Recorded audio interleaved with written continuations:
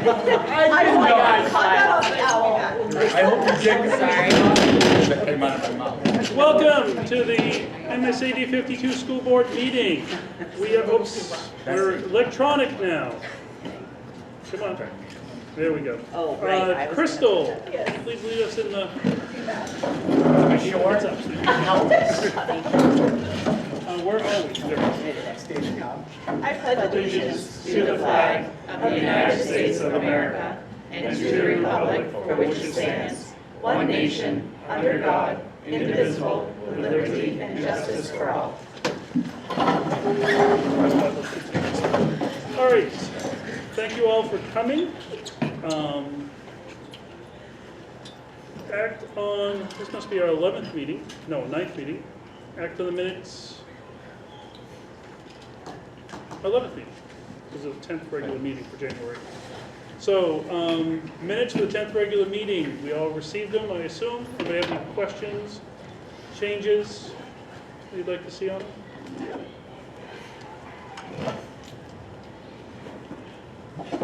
I'm not seeing any, so we will accept as presented. At this time, the chair does not remember anything that he needs to report out on. No, I guess there isn't anything that I need to report out on. Do we have any public wishing to comment this evening? All right, not seeing any. We're going to go right on to communications. Does the board chair have any communications? No. Board chair is still silent. Superintendent, do you have any communications? Yes. We have two resignations. Paula Levitt, who's a general education at Tech 3 here at Turner Primary School.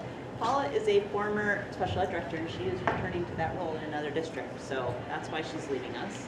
And Roger Brenner, bus driver, this is his annual resignation, so right before March, the end of February. This has happened before. He goes away in March. There you go. And then we have added a district-wide sub and a sub in the Turner schools. That's all I have. All right. Thank you very much. We do have one minor adjustment to the agenda in that we are just switching, unless everybody has major issues against it, the two executive sessions. We're going to do the negotiations prior to the confidential records one. So if anybody doesn't have any issues with that, we're just going to switch those. That takes us to committee reports. Finance, Ashley. We did meet today, and I lost the agenda. We went over the audit, which is completed, and Gabby scheduled the auditors to present to us on the 26th, and at the next meeting, end of February, on that, and everyone will be getting their audit books prior to. And there was one management comment on student activity accounts, reconciling those. Gabby's been working on getting that cleared up and getting training for the principals and staff that are doing those. So that's been rectified. We then went over insurance bidding for fiscal year 28. So Gabby informed us if we want to go out to bid, so right now it's through MSMA, that we do need to give a year's notice. We talked about this a little extensively last year and decided not to do that just because there's a lot of work that would go into doing that. Gabby would need to fill out applications and quite a few forms to go out to bid. And generally speaking, they would rather stay with SMMA, who is tailored just to the school districts, although there are some other districts that use other insurance companies as well. So at this time, we did not have her move forward with filling out anything to go out to bid, but if that's something anyone wants to discuss more, we could certainly do that. And we rediscussed the wastewater treatment plant engineering amendment, which was something we discussed at our last meeting. They came forward with some additional charges, about $49,000, that originally the description they had given were described as just increases in rates and some extra work. So Gabby and Carrie went back and got some more information on that. It looks like that it was due to some extra hours, taking longer. There was an placement on the job. Gabby, jump in if I'm missing anything. And looking through the contract, Drummond and Woodsum did briefly look at the contract. They do have the ability to extend additional charges if they feel necessary. And at this time, after speaking with Gabby, admin does not want to push back and they're comfortable moving forward with the additional charges. I'll just add one thing, that a chunk of those are also around the supervision of the project by our, I don't know, what do you call that? Let's call them quality control. Yeah, like the person who works to make sure that the job is being done as spec'd, we have added hours to him to watch over the construction and make sure it's done correctly. So those hours are also contributing to that. Is this when did you folks when do we make the final decision? Did you make it, or how are we moving forward with it? So you're just agreeing to it and we're Yes, paying it? yes. As of right now, they're predicting we will be under budget. But they added another $50,000, give or take, a little bit less. 49,400.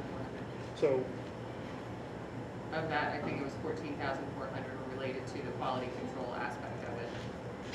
all right. I personally feel that at least I need to know more information before they threw an extra $50,000 bill on us. Finance got everything they need to believe that just because this company didn't do the bidding correctly, in a sense that they didn't think it all through. And So can I add Yeah. a little bit more to that? So Carrie and I felt that the narrative that was presented to us initially was really inappropriate, right? Because that's what it sounded like. It sounded like we underbid this project, didn't take into account salary increases over the course of the project. What we can say is that this project did extend much longer than anyone anticipated, long before Carrie, myself, and Dave got here. Do we feel that this should have been brought to our attention much earlier? Absolutely, 100%. And we made that very clear during our multiple meetings with them, including yesterday. There were additional testing requests from the board and through the EPA or DEP, Yeah, it was all the testing to eliminate the overboard discharge. to try and eliminate that overboard, which happened I think it was last summer or 2 summers ago. 2 summers ago, I believe. Yeah, We yeah. had done some additional slope stability testing. We had done some additional site surveys to see if there were other options. They revisited some of the areas. This extended the project at least a year just from that piece of it. There was other funding opportunities that were made available to us to assist with some of that. There was the green funding of $191,000. We've used most of it. There's still $26,000 remaining in that, but they do intend to use that up. I think that the change in administration has also added to the extension of this between the superintendent, myself, and Dave, and then changes in different personnel in the board has also assisted with prolonging this. COVID, of course, naturally prolonged it and increased costs as well. So I think that the initial narrative of, well, we've given raises to people over the years that we heard was really not the appropriate narrative. It was, this project has extended longer than anticipated. Yes, there are issues that always arise with construction. They were trying to work within the budget, and it just wasn't feasible for them based on the staff that they needed to make it. Carrie, did I- And it's not the only change order we've had either. This is the No. 5th one. Yes. So it's not like there weren't other things that we had to adjust based on the circumstances that presented themselves that weren't anticipated. And we sort of asked for an overall view of the budget just to get a sense of where we are. And we don't anticipate going over, and right now don't anticipate having to use all of the reserve account money that we dedicated to this. So So- that put it in context a little bit as well.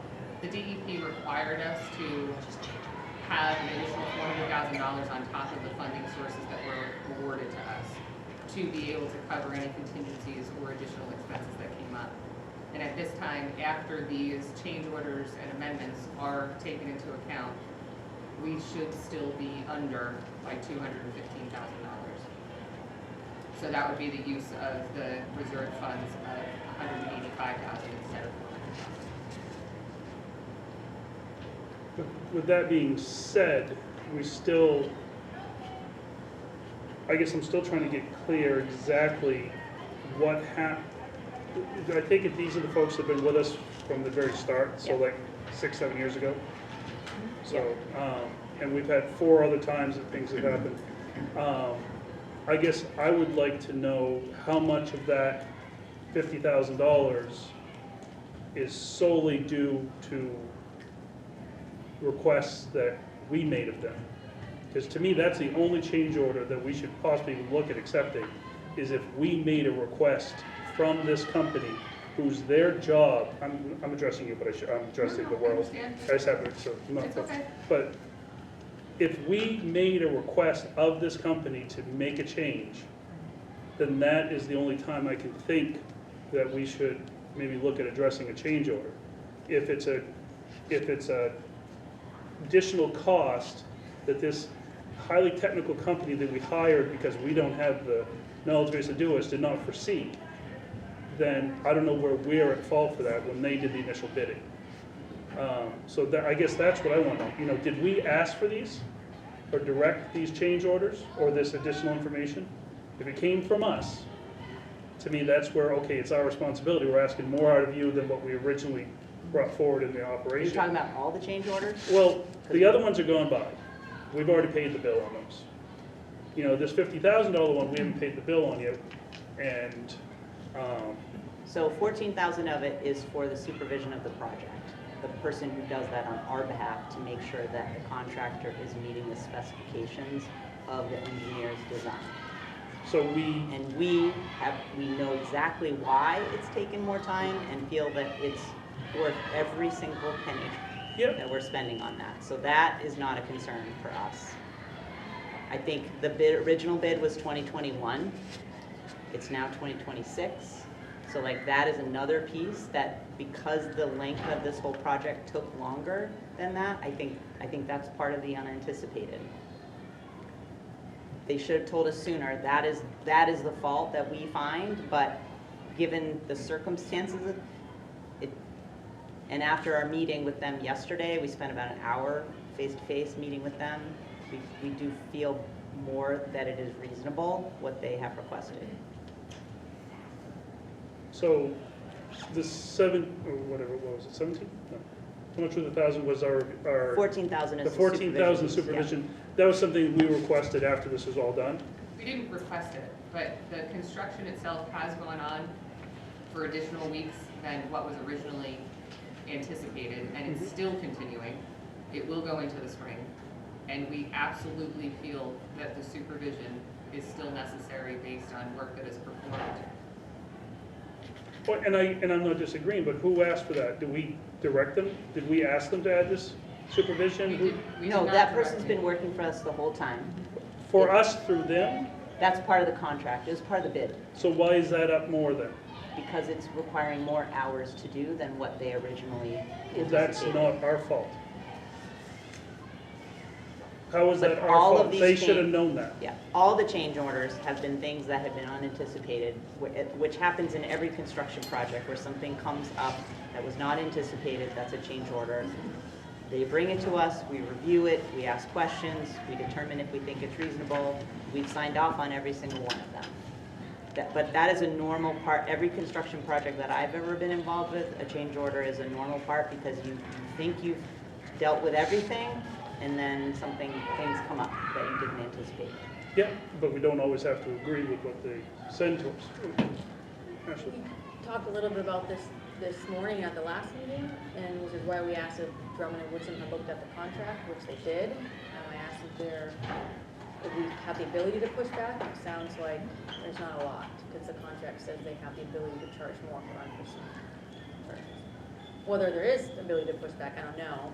Gabby said they briefly looked at it, but that was what we were just on. So basically, they could say any additional charge, and we couldn't, if that is my understanding, Drummond Woodson was telling us that if they could come along and say, this is costing us another $50,000, we really can't fight them on it? No, I think that we could fight anyone on anything, depending on what our stances are and what our beliefs are and the service that we're receiving. But I also believe that continuing to maintain a good relationship with this company and ensuring that we're receiving the service that we expected and that we've been paying for. I think that's important as well. And we have been. We have been getting the services that we expected and have been paying for. There have not been any circumstances, significant issues, significant disagreements, like none of that has occurred. There have just been issues that have bubbled up, but that's just part of the construction project process, in my view. But we've gotten everything we've asked for. If we get requisitions, Gabby looks through them, corrects them, they fix them. If there's an issue, if there's not, like, the back and forth has been responsive. The supervision of the construction project on our behalf has been, we think, kind of excellent, actually. A guy named Ryan, he does a very good job. You should be. For the Yeah. amount we're paying. Yeah. As far as the change orders goes, I'm assuming that the additional charges of 49,000 or is added on, or they're overseeing those change orders also, so there's added costs there, I'm assuming? Meaning like some of that change order that they're pushing because it extended, there's, what do you say, five change orders that they put? This is the Fifth Amendment. This is the Fifth Amendment, so we've had change orders from the construction company due to. Which needs oversight. Right. So Well, then which would be additional fees, I guess, that they're pretty much piggybacking off the other change orders, I'm assuming, with some of that cost. I think that some of it probably relates to that, but certainly not all of it. The change orders that we received from the construction company are nominal. It was, like adding a convenience outlet that was required by code that wasn't included initially, or having to do some additional, we had to have a tree taken down because it was unsafe for the individuals to work near that tree. Additional, I don't know what you want to call it, ditch digging to lay the lines, you know what I mean? That they weren't anticipating going that extra, let's say 100 feet, something like that. So the more change orders there are, the more oversight there needs to be, the more construction administration, like it all kind of trickle down effect. But we are still under the amount that we budgeted for this project. I understand that, but No, I'm just it's saying still, to summarize if we it. come under, but it's even become under better by an extra 50,000, then just because we set aside 400,000 doesn't mean we have to spend all 400,000. Agreed. So I just,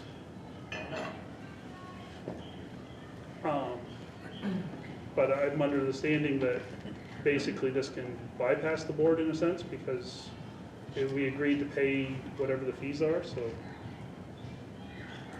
which I think we'll have to take a look at, because I don't know if they're just gonna come in with this extra bill, and if they can convince. So finance is completely fine with all these, with all this $50,000. We did not review the invoice, but based on Terry Gabby's explanation, it feels reasonable, given the contract. I don't have any additional. If the contract didn't say they could do it, I would be open to pushing back. But what does that look like to push back with the contract that says that they have the right to do that? Do we need to involve the attorneys at that point? Do we need Which to will go? start using up the 50 grand real quick. Yeah. Do we need to Attorneys. go There's that. above their heads and start going to management? What is that? What's the likelihood that we don't pay that 50 grand at the end of the day, I guess? Because our original thought when it came to us 2 meetings ago was, no, we don't want to pay that. And then they went back and they met and then they gave us an explanation which we felt comfortable with this morning. Mostly comfortable with. We did ask about what the contract said. But we can certainly bring it forward. We didn't vote on it. It wasn't an item to vote on, but we can make it one if we need to. We want to look into it more. I myself would think we ought to just look into more, know exactly what the change orders were that caused this 50 grand. How many of them were directed by us, or how many were just brought forward by them? And I hate the idea of a company saying, oh, all right, I see another $200,000 sitting there. Let's change some things and send a change order and get an extra 50 grand out. I picture, I've done a lot of building myself. I've been involved in a lot of this and dealt with a lot of contracts. And I've been on both sides of this. And I know, so I have a concern on how this is playing out. And so that would be my initial thought, but I'm just one floating around over here, so. Yeah, so it's not something we voted on, so that's, I guess, Administration. yeah. Yeah.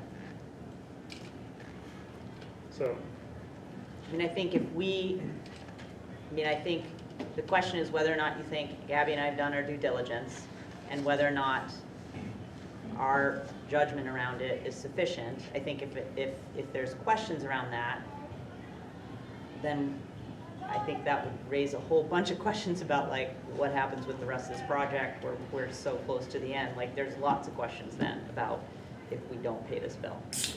So I think then things start to get messy, like at a really crucial time where what they're doing right now is hooking up all the pipes to the new system. So I would have a great deal of concern about that. Alex? So I think one of the biggest issues that administration had with this whole thing was the process that it took to get to them, because it came in as a $49,000 bill, when it could have been over several months. Correct.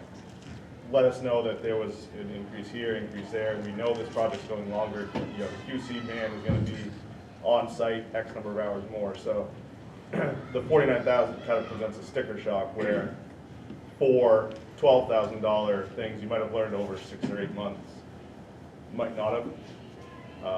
And I think, you know, they made it clear that that was, you know, not a preferable way to go about it. So I think Wright Pierce was at fault in that regard.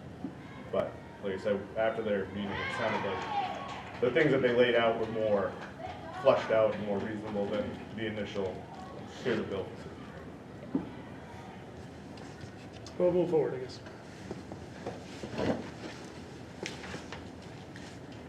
That was a finance report. I'm well aware. And why we have computers is beyond me, because now I have no idea how to get back into the computer. Alt-tab. Well, now I'm blocked out.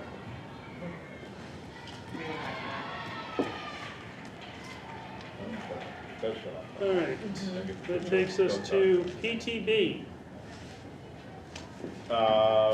did nothing. Our next meeting is. Is that a question? It is. Well, I got a lot of meetings, so, our next meeting is February 5th. All right. That takes us to policy, who I do know you guys did meet. We did meet this evening. The first thing that we discussed was policy DKC, which is employee expense authorization and reimbursement. And there was just adding some clarifying language around mileage and lodging for district employees. So that will be coming, that was voted unanimously on us, and it'll be on the consent agenda next month. Next meeting, that is still next month, right? Yeah, Yes, this is February. this is the last one for January. The second one that we discussed was EBBD, which is temperature standards for schools, which is a required policy, and I think it went through legislation, it was in the spring. Last year, yeah. And so we were presented with a new policy that was kind of swung off of MSAD52. We just wanted to, there was just some questions around like the data that we have for our schools and the temperature ranges that are on that specific policy. So we are going to send it to PTB to review at their February 6th meeting and invite Dave to our policy meeting on February 26th. So that will not be on like the consent agenda the next time. The next one that we did was JJIF and its corresponding parts, and that's management of concussions. Teresa met with Ryan LaRoche, Mr. Shaw, Ms. Mates, Michelle Lenfest, our high school nurse, and our athletic trainer. This is a required policy that we have, and there was a lot of like updates to wording. And all the changes are from the Department of Education and legal stuff surrounding our kids and how they re-enter school, re-enter athletics. So that will be coming on the consent agenda at the 26th meeting. No, whatever that is. February 5th is the next one. Thank you. And then the last one we had some questions on was EHB and its school records retention policy. It's not a required policy, but we just had some clarifying questions for admin just about, is this specific to board stuff? Does it also include FOIA? But that's a law, so we were just kind of confused about some stuff, and Teresa has all of that, those questions. And then, I think tonight we just have GVP, which is our second reading for earth pain leave, and that was just law changes in our consent agenda tonight. And our next meeting is February 25th. 6. 6th. It's wrong on there. Okay. Okay, Thank that's you. it. Oh, The concussion thing reminded me, we talked, I'm not sure if we talked or the board talked about heat and the level of heat we can allow kids to play in. And that was, it isn't really a policy, it's a guideline, but I thought it might, probably should go before the, as a policy, especially as we start entering more of the sports season, so that even groups, if the district has some sort of rule that admin can fall back on and tell coaches, say, hey, the heat index is here. I don't care, cancels practice, or practice is canceled. And that should have to go with district as well as people using our fields. okay. We can, Well, just, maybe we think about it come, absolutely. September, when Better all of a think sudden about we it hear now. about it a few times and Yeah. realize it's more of a Texas problem than a Maine problem, but it does hit Maine once in a great while. Okay. And I don't believe we have anything about it. No, we have guidelines that I think the MPA publishes. I feel like when we had this conversation, I had this conversation last, I think it was during preseason. And I think it's guidelines that are published by the MPA, but I'd have to look back at it, I don't remember. I've got a note for us. Okay. Thank Yeah, you. cold guidelines. I was wondering that when I heard about the ski teams heading to, There are MPA guidelines for ski team and for the two types of skiing and when meets need to be canceled. I actually saw it the other day. There's a graph for like when it's unsafe and needs to be canceled or postponed or something like that. So those teams will follow those MPA guidelines. my initial thought came in regards to, just our fields, our campus got me concerned, especially if it was one of the athletic associations using our fields. Just got me nervous about lawsuits Right, falling that's back that way or something like that. So it's about little kids playing too. Yeah, little kid, just like regardless, you're not thinking about it, it's 105 heat index some of those days. But, and I started thinking, because I know they're heading up to Mount Eden's not cold. What's the really cold mountain? Saddleback. Saddleback. They're heading up the junior high was at Saddleback yesterday or the day before. Anthony? There's another set of guidelines that I brought up before, the board has discussed. We had directed last year, we directed the superintendent to make them public because they weren't at that point. They are worded exactly like the policy that comes recommended by the Maine School Board or School Management Association. I think that those should not exist as guidelines. I think that if we're going to have those informing how our staff operates around those, I think that it should properly become a policy. So I would like to direct the policy committee to take that up, make whatever changes or recommend whatever changes they want to to those guidelines, so then it can become policy that has both the awareness of the board and its input. Guidelines are definitely falling in one of those gray areas that we, at some point, got to figure out what the board needs to review for guidelines, and if they need to make it into policies. For clarification, I'm sure Anthony and Carrie know, I assume you're referring to the policy around parental notification and transgender. Gender expansive student guidelines. Okay. Definitely something, because that, along with AI and some others, are ones that, guidelines that maybe the district needs to reform policy level. So, as we, I'm getting head nods on the left over there, so it's definitely in our scope of looking. Do I need to make a motion? I think we got head nods, so I think we're moving forward. Thank you. Thank you. All right. I realize these are no questions, these are just a lot of stuff going around in that That's very okay, I've got my quiet. notes. At least it's no longer Chris is policy and taking curriculum, this. you We're guys good. don't have to worry about policy for this. Right. Anybody else have any other questions, comments, concerns regarding policy? All right, that moves us on to curriculum. Bree, We didn't meet, so our next meeting is February 5th. there you go. Anthony, I've been trying to find out since the beginning of the school year about our social emotional learning curriculum. I last asked, I believe it was January 8th, about what the approved curriculum is. It seems that we have an unfully implemented curriculum, but not one that is necessarily approved. And so I was told earlier this year that the committee could not look into, not review that curriculum without a vote from the board. And so I am making a motion that we direct the curriculum committee to review the social emotional learning curriculum. we have a motion on the table. Do we have a second to that motion? We have a second from Ashley, so that opens that motion for discussion. I'm just going to start off real quick. We do have a set curriculum review. I know SEL, is that correct? Yeah, is on our future eventually look. And I believe we also have a presentation coming up at some point in the next probably 3 or 4 meetings to go over it. Nope, I asked Elaine to provide some information in her presentation tonight. Okay, so we're gonna have some presentation tonight about it. But Anthony is correct in that there is a curriculum, for lack of a better term, being used out there that is not a set curriculum, been reviewed by the board. There are instructional materials being used.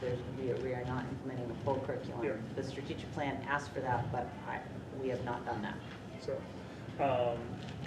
my understanding is you're requesting the review and creation of that curriculum to jump the line in the curriculum committee. Is that what you're looking for? Because right now, to clarify, the curriculum committee is dealing with, actually I go to Bree since you're head of the committee here. What is, just to remind us, what is? Sure, so English is up next, currently. Yep.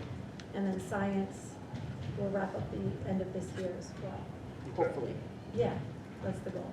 And you're looking for, you would like, is your motion, with Ashley's second, to put it just in the rotation, which I think it kind of is, or do you want to, are you asking the board to direct the committee to jump it ahead of, say, science, or push it in now? I think what I'd like to do is have the committee look at what is being used, what the goals of the entire curriculum are. It sounds like maybe it's not a curriculum, it's just a program. I don't even know. I don't think that it necessarily has to bump anything out. I don't think a single one of our meetings this year has gone full term. So I think that there's ample time to fit in 15 minutes per meeting to discuss this, starting in the next meeting or two. I don't think it has to preempt anything that is vital for the work that our teachers need us to get done to implement all of the curriculum that we've got going. But I do think that it is our due diligence to have some oversight over materials that are being used that might even be being changed and that haven't had proper vetting.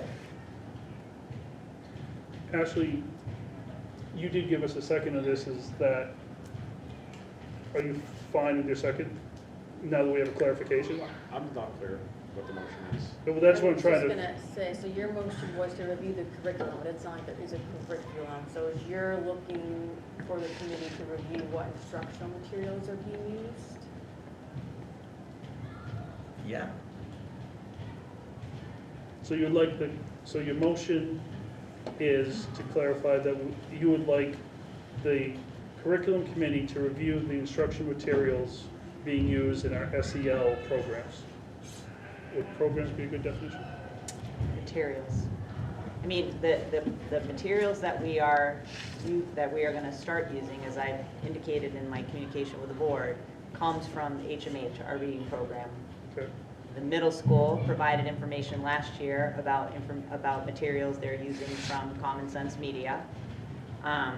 So it is already part of the reading program that we're using, which is why it makes sense. And the reason Elaine is going to talk about it tonight is because the TPS staff were the ones who started looking at that and saying, hey, these are now all the elementary are in agreement that the HMH materials make sense. Why are we spending money on another set of materials when it's already integrated and fully complements the reading program? So that's the materials that are being used.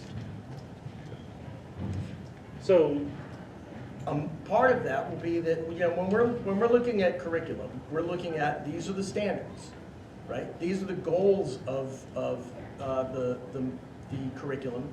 It's what are its intentions? What are we expecting to get out of it? And if we've approved an English curriculum, language curriculum, or a math curriculum, we've approved it for that purpose. We haven't approved it for social emotional learning.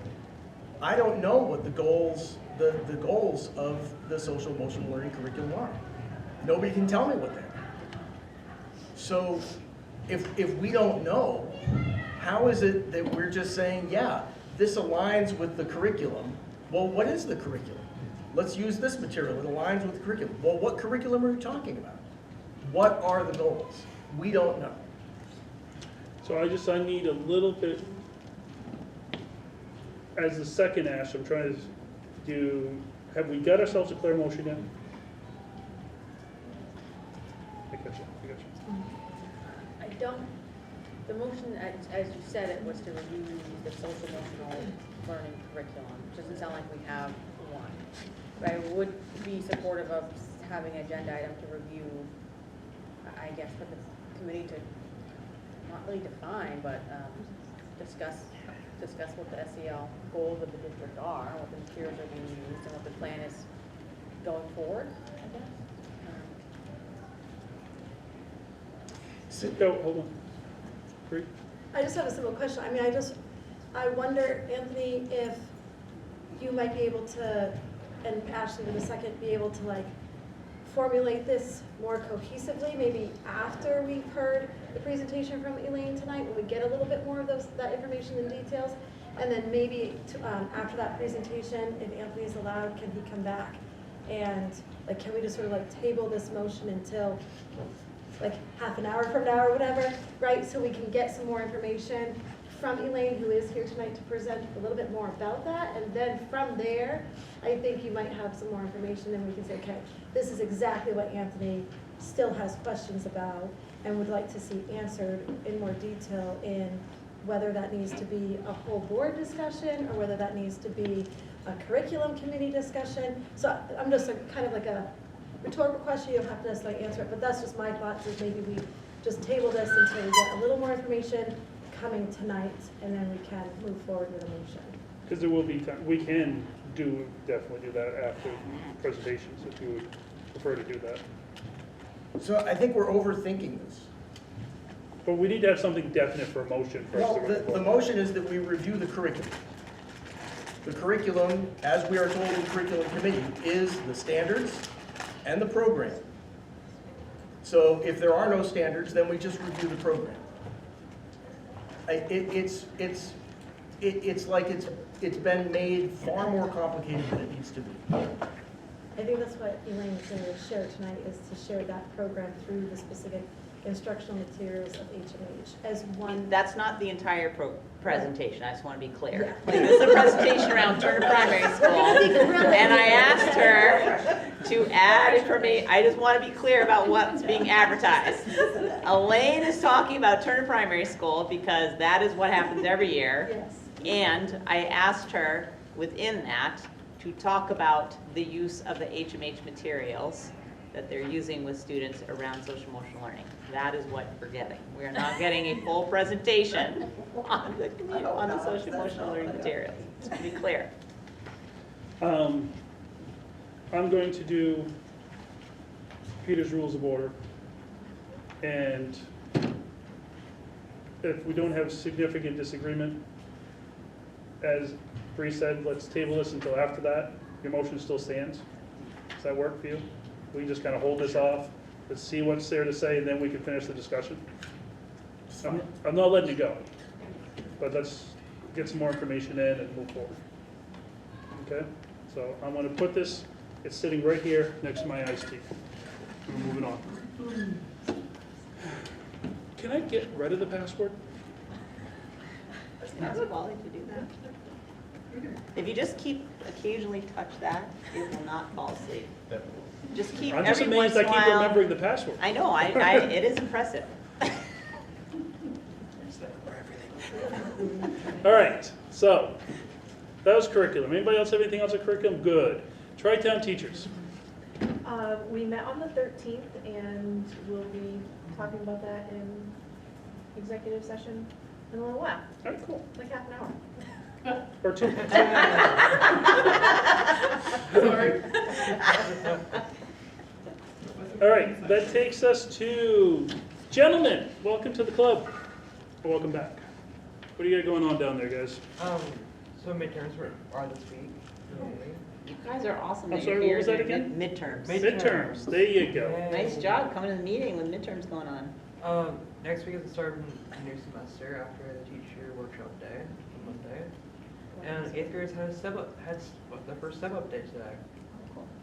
And to piggyback off that, I toured one of the homerooms around. It went very well. You mean one of the 8th grade homerooms? Yeah. Cool. The feedback was all positive, so I'm glad that we were able to give a good tour experience for them. Good. Thank you, John. All right. Rebecca.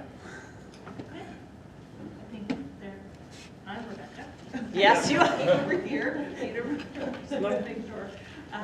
So I have a board report, just more on pre-K and our planning with our little owl's nest.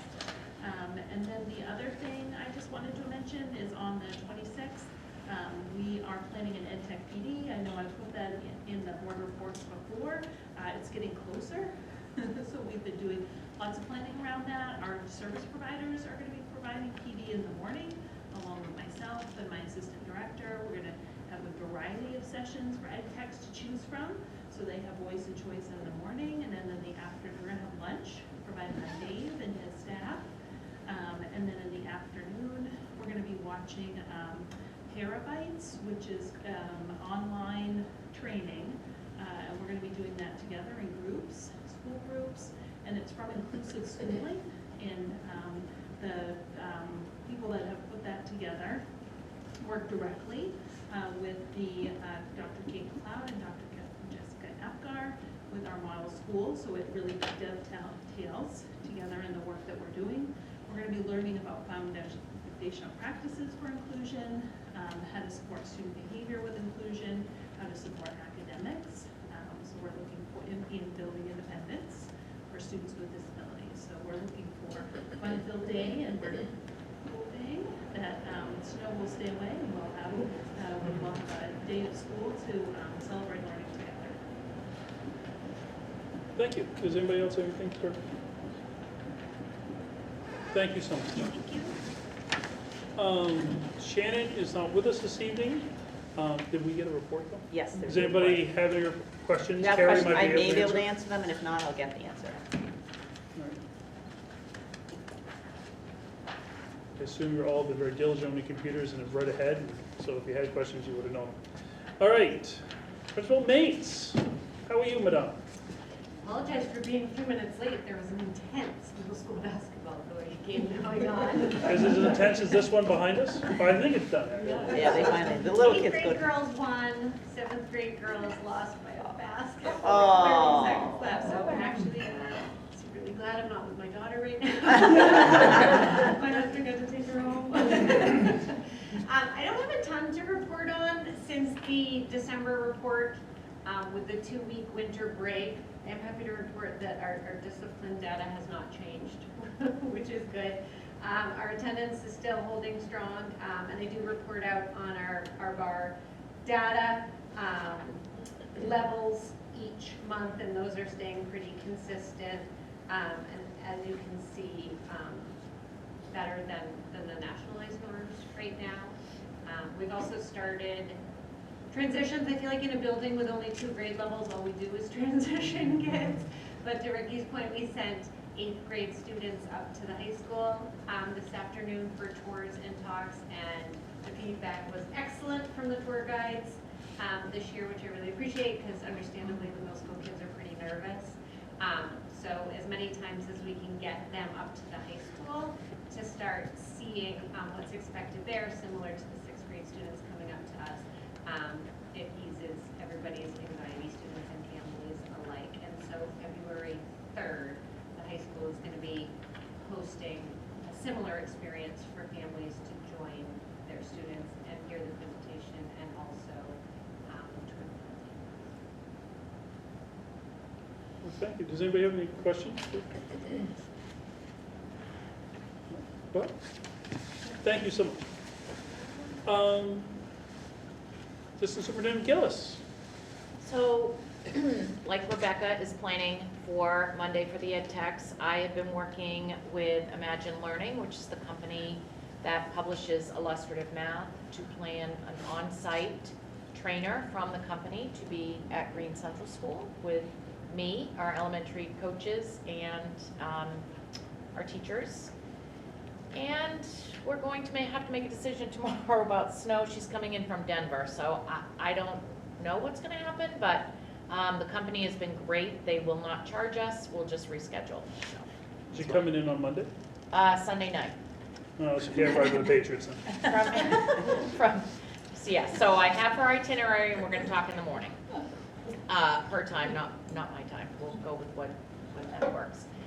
Today, a few of our coaches, Jen and Carolyn, who is not here this evening, and I attended a training also with Imagine Learning, who is now the owner of our early bird assessments that we give to our kindergarten and first graders.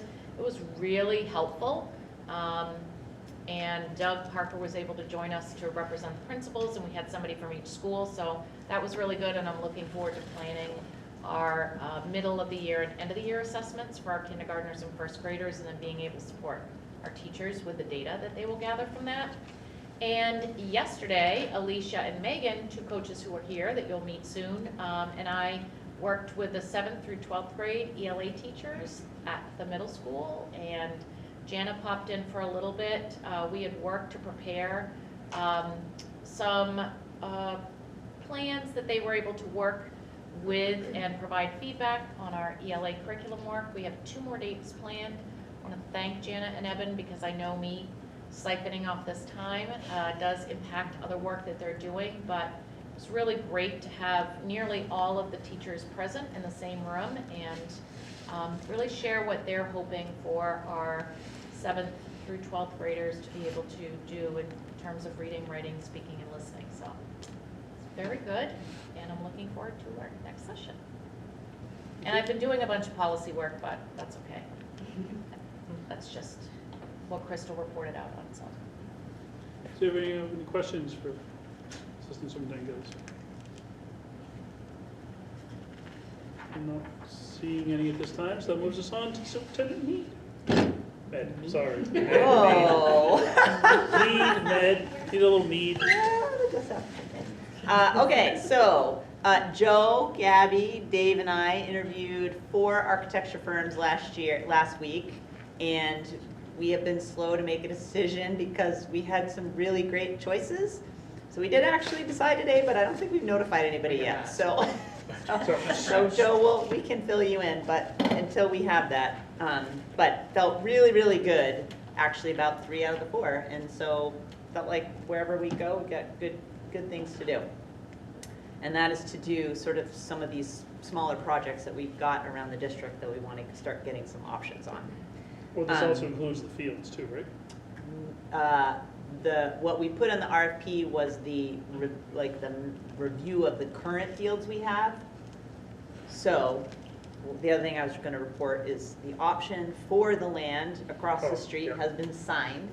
And so we will, whenever we start working with those architects, we don't wanna do a ton of work until it's actually purchased and we get an approval from voters, but that obviously will become a part of the project. But the RFP that we really wanted was to look at what we have right now and what work does it need to be able to do that.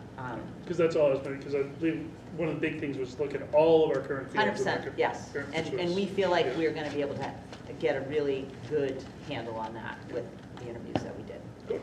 Joe, did you wanna add anything on that? I mean, we may pick 2 firms, right? I mean, I don't know if you've already decided. Yeah. But that We'll was part of the we'll conversation. fill you in. We'll fill you in. I think a decision's been made. That sounds like it. Yeah. Yes, but It's one you will approve of. yes, Okay. it's good. It's a good decision, trust me. I've heard that before. It's never always worked out, just so you know. It'll work out, it's good, it's good stuff. Thursday and Friday, I was at superintendent convocation for Superintendent's Association.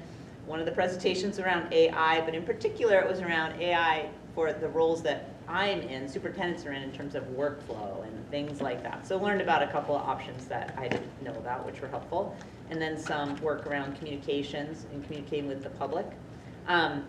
I also had a Western Maine superintendent meeting, and I'm just gonna say, I think that group over its history has been sort of versions of strong, not strong, collaborative, not collaborative. Right now, it's a really, really good group of people, and I feel like we work really well to benefit each person's district, sharing information and that kind of thing. So I get a lot from those meetings. Gabby and I have started our budget meetings with directors and principals. That will take place basically this week, next week, the week after. We should typically, by the February 5th meeting, we have our subsidy. So as of right now, we anticipate that being on track, and that's usually when I do my little diagrams for you guys and say like, here's good news or here's bad news or whatever that may be. So I think as of right now, we're on track for that. Signed the option, did my regular meetings with Gabby, Rebecca, Teresa, Kristen, Conway at TES, and Doug at Green. In case anybody cares, we're up to 72 FOA requests. Working on 71 and 72 right now. And the consent agenda has 2 job descriptions that we're just working through what are some of the most outdated ones and just trying to get them all out of the 2010s or whatever the dates are on there. So that's what I got. Anybody with any questions for the superintendent? Not seeing any. We're moving on to consent agenda. Items to be acted upon collectively unless the board member asks that a specific item be acted upon individually. Does either of those, anybody wish to have either of those taken out? Free. 8.2.1, please. A ESL program teacher, okay. Any others? All right. So, I will now read them. We have the consent agendas, item to be acted upon collectively, and this board member takes out. We've taken out 8.2.1. So 8.1, consideration of policy committee recommended second reading and approval of policy GBP, earned paid leave, and GBP-R, earned paid leave administrative procedure, as well as 8.2, approval of superintendent's recommendation of revised job descriptions. 8.2.2. Do I have a motion? We have a motion, a second by Kyle and Crystal. Any discussion? Not really. All those in favor? All those opposed? You're in favor? Unanimous. We'll move 8.2.1 somewhere down here, just prior to the executives. Takes us to old business, which to my knowledge, we have no old business, correct? Takes us to new business. Instructional coaches, welcome. You're up.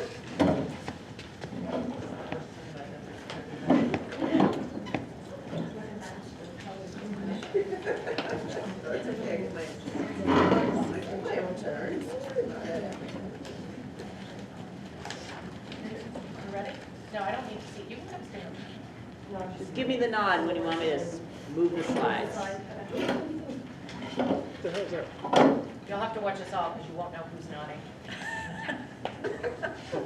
She's scanning. Well, hello, everyone. So I am here as the supervisor of our district's instructional coaching program. We have 4 of our 6 coaches who were able to join us this evening. Right here I have Jen Paget, who is the instructional coach at Turner Primary School. I have Amy Musso, who is the instructional coach at Turner Elementary School, formerly at Green Central School. Alicia Soroy is the instructional coach at Levitt Area High School, and Megan Fenton is the instructional coach at Tripp Middle School. Megan was previously a math teacher. If you want to go to the next slide, I'm going to talk a little bit about their collective experience. Yeah, so our other 2 coaches that are not able to be here, Carolyn Panato is actually teaching at Farmington this evening, and she is the instructional coach at Leeds Central School, and Lee Smith had a family event this evening and was not able to be here, and she is the new coach at Green Central School. So we had some movement this summer. We have 3 returning coaches from last year and 3 new coaches this year. And then we have Amy who shifted. So we had a lot of movement this summer. I was a little nervous, and I am very excited with the full team that we have this year. Up here you can see their years of experience in education. Amy is our newbie with 14 years of experience. Their backgrounds are also varied. Some of them have additional degrees in literacy, some are in math. I know prior to this, Alicia was the network leader and an English teacher at Levitt. I know that Megan has worked for public companies, nonprofits. In education, I know Jen has served as a trainer for national companies, curriculum companies, and traveled the country and the world doing that. So their varied experiences really, I think, bring a sense of strength that we're relying on, and rather than having, they're assigned to a school, but we've started to really blend a lot of that together and really just play to the strengths of the group. And I feel as though our curriculum work, they each serve on varied curriculum committees and attend trainings with me. They're participating. Jen and Lee are in coursework through the University of Maine this year. They attend conferences, they do research, they support program implementation. We have 2 programs, as you know, being implemented across 5 of our 6 schools this year in various stages. And they also do training. So at the beginning of our school year, when we had new teachers who had not participated or been trained last year in interreading, they jumped in, and as part of our new teacher orientation, they were able to provide that to get them up to speed. They're also going to be supporting the illustrative math because they're attending the training with me. In some cases, Megan will be leading training at the middle school for that staff there that is implementing that. So they're really, I think what we're trying to do collectively as a team is play to everyone's strengths, while at the same time also allowing them to work together. And I think as we go through the presentation, they'll share some of the work that they've done. Can we talk about the graphic? We had this great Okay, so yes, they do that, to have yes. stones be the building blocks of what we're putting together, and we're all forming a very strong foundation for the, I would say, the academic instruction. Yeah, I agree. If I do say so myself, it was brilliant, and I had nothing to do with it. And it doesn't mean like where we're placed doesn't mean anything. No. So when we started thinking about our impact, the first thing that we thought about was what we do directly with teachers. And so this isn't the large group professional development that Bruce was talking about, but rather working with individual or small groups of teachers on their particular goals for learning. And so first of all, so far this school year, we've worked with 70 teachers, which represents 44% of our instructional staff. And it's not even the halfway mark, and we have impacted 60% of the students. So we're feeling pretty proud of that, because 2 of us, me being one of them, we're in training through the University of Maine Orono, so we're out some, and so looking at that, we're feeling pretty good that we're in a good spot. Our focus with teachers is broad this year.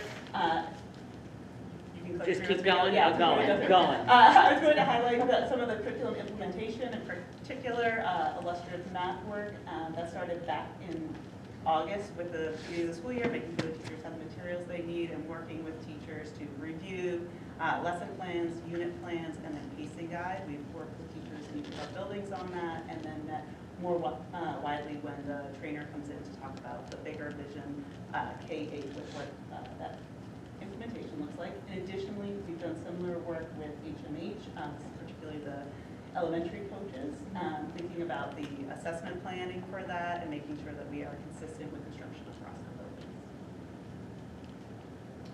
So we wanted to highlight the coaching cycles. Student-centered focused is really what Diane Sweeney has been our guru for that. And one of the things she often references is a model where you have a jar and you fill it with rocks. And so we think of our coaching cycles as the big rocks. And then our other things that we do is the smaller rocks that we fill in around. And so the coaching cycles are definitely something that Teresa has encouraged us to keep going like on a regular basis, usually 2 to 3 going at once. You're working with a teacher, you're identifying a goal, and you're working on some things that could improve the instruction.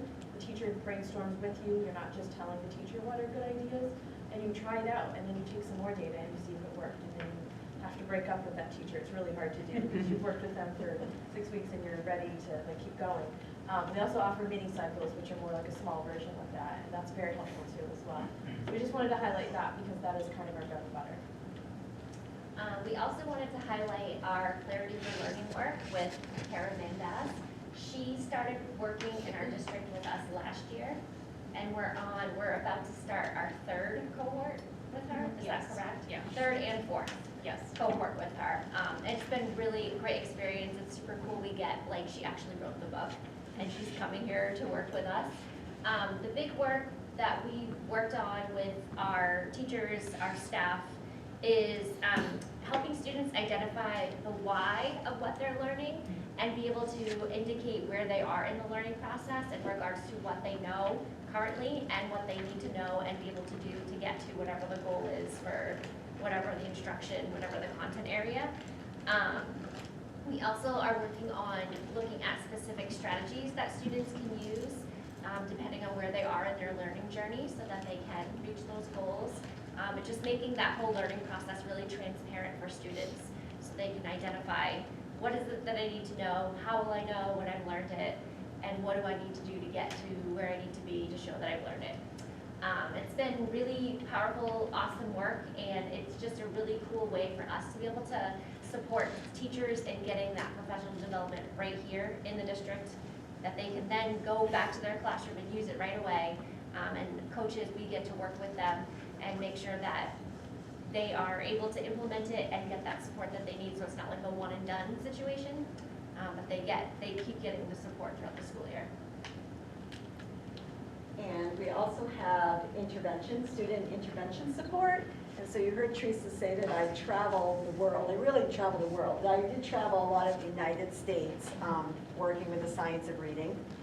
And so it's been really fun to be in one district where I don't have to get on a plane anymore and start working with a lot of different colleagues and developing some research-based intervention tools in a systematic order. And so we're just at the beginning stages of that, but that's my passion, so I've been excited to be able to participate with everyone and learn from them and with them. Mine's not on here, I don't know why. So there's supposed to be There's one more. Oh, There's supposed to be one more thing. that's Oh, supposed to- I didn't. Oh, there it is. I was worried that if I clicked too many times, we'd go to the next slide, so I was holding back. Another category. I was holding back, There you are, sorry. Amy, right there. So I want to highlight book studies, and I'm going to make a big plug for the book study that is coming up at TES. So I feel like that's something that we've kind of encouraged teachers, if they're not ready for a cycle, what's a great book that you'd like to read with a coach and kind of pull out some of the big ideas and then try them. So I've done a lot of those at Green previously, before I came to TES, and then at TES, we're also doing book studies on clarity, which is what Alicia referenced, and restorative practices. And then the newest book study that we're going to be offering for not only teachers and educators, is also for the community and parents. It was brought to us by the PTC. It's called The Anxious Generation, and it's about the digital age and how play-based learning has been replaced with devices. And so it's really talking about anxiety and the things that are really challenging for some of our students. And what are some action steps that we can take to help our students, because they are so device-driven at this point. I'm really looking forward to it. Our PTC chair, Carrie, I think is her name, has been working with me, and we're going to open it up to TES and TPS. So we're working with Elaine on that. So book studies for me are a great resource for teachers, and they don't have to take a lot of commitment out of their time, and then they get credit that they can put towards their certification. They're great.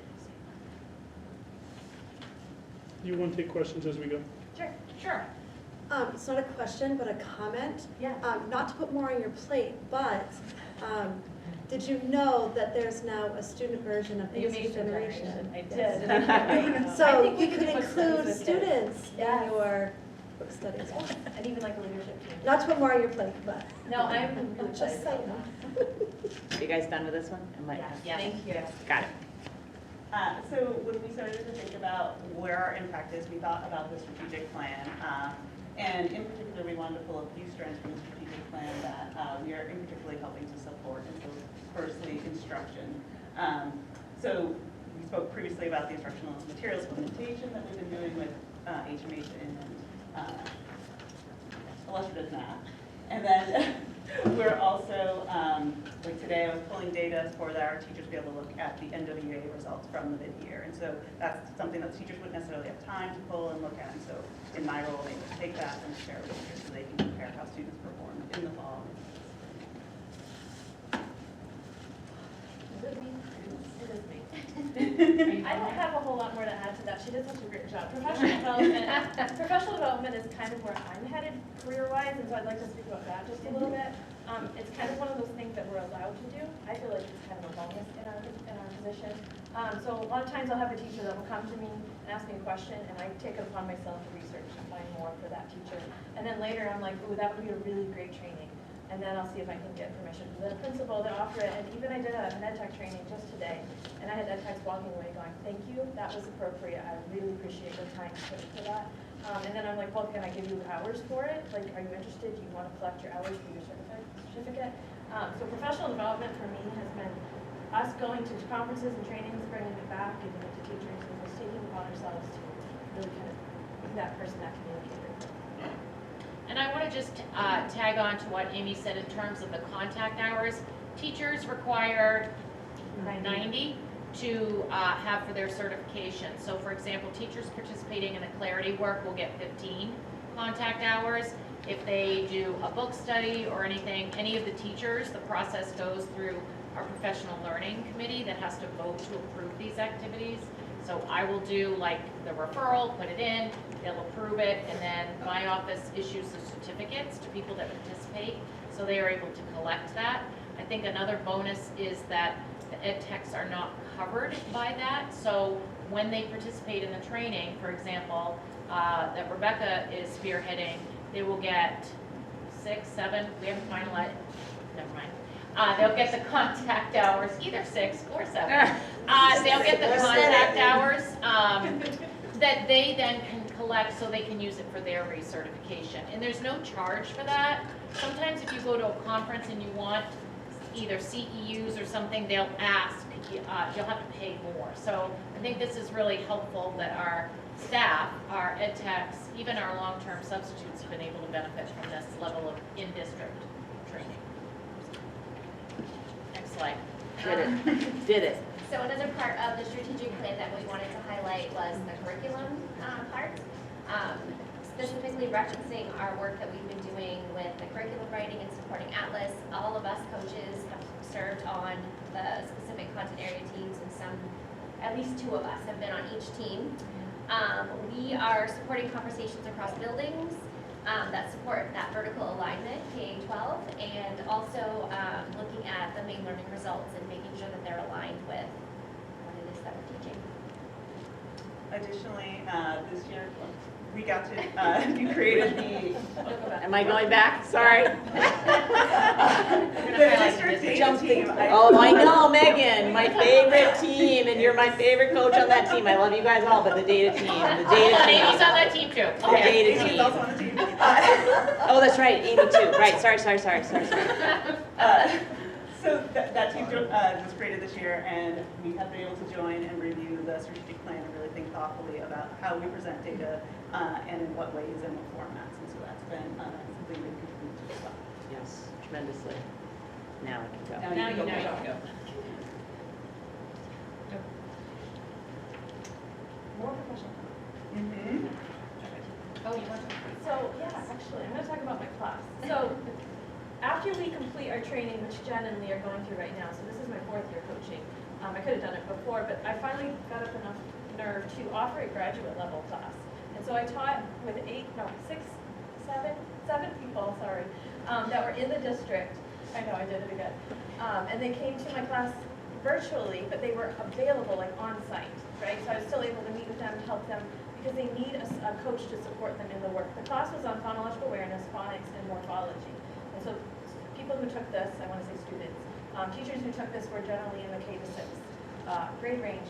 I had a kindergarten teacher, and I had a Middle third school grade. Yeah, I had a coach. middle school coach, and then I had 4th grade. So it was really cool to see the different viewpoints, and for me, it was a good experience to teach a grad class, and then I feel like I could repeat that again even the next time.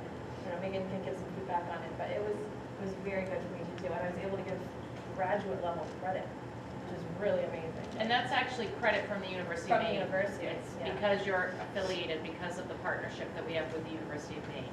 So any of our, we use their courses, but they can be offered on site. They give for our us the staff. syllabus, they tell us which books to use, and then we're allowed to develop our lessons from them.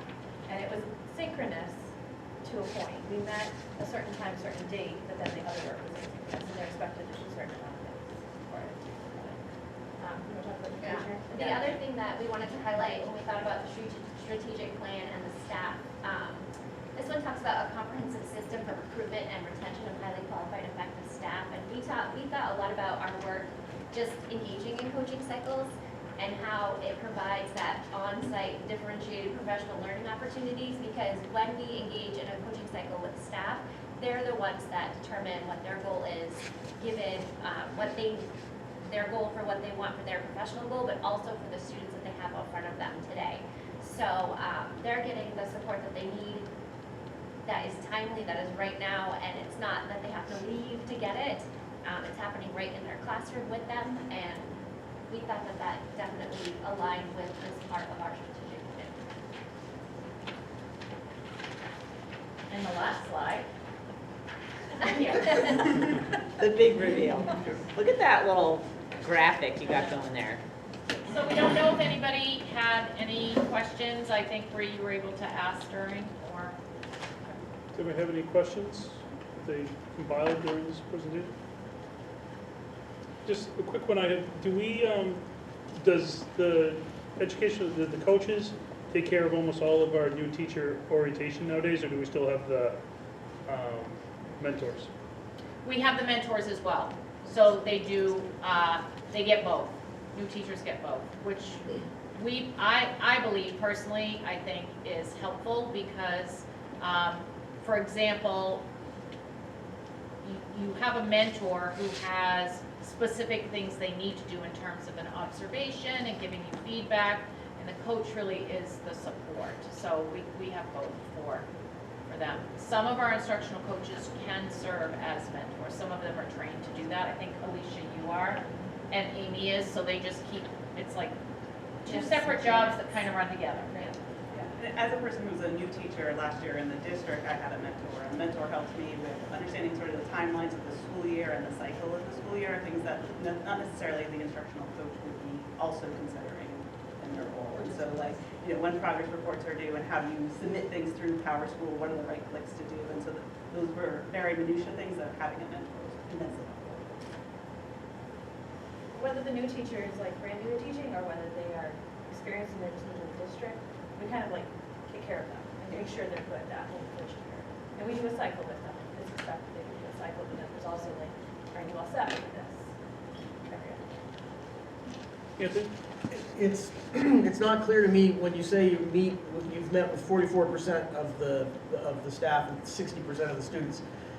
Is that 60% of the students through that 44% of the staff, or is it Yes. direct contact with those students? It's kind of like the two sides of the coin. If we work with teachers, that will definitely impact students, and then if we work with students, that will impact teachers, and like intervention would be working with students. But that number is from working with teachers and how that has affected their classes. We also, when we do a cycle, we are in the classroom with the teacher and the students, so we do have that direct contact with them too. Just to add to that, my role this year in particular has been supporting students with the teachers, but also the intervention model right within the classroom, which is supporting our inclusion model that we are in process of moving and working in. The 44%, is that teachers who have taken part in any cycle? And what do you expect that percentage to be by the end of the year? That is a good question. I don't Like I know. said, she calls it the big block, so like it's supposed to be like 65% of our day.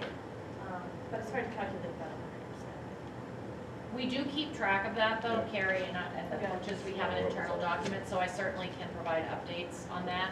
I think personally, I was surprised knowing that we had 2 coaches in training, and it was through December, so. We should go back and check. Yeah, we can, like, do a comparison. I can get that for you. Perfect. 1 second, anybody else? Anthony? Is there an expectation that teachers will meet with the instructional coaches? So Yes. that we can expect that number to be 100% at some point?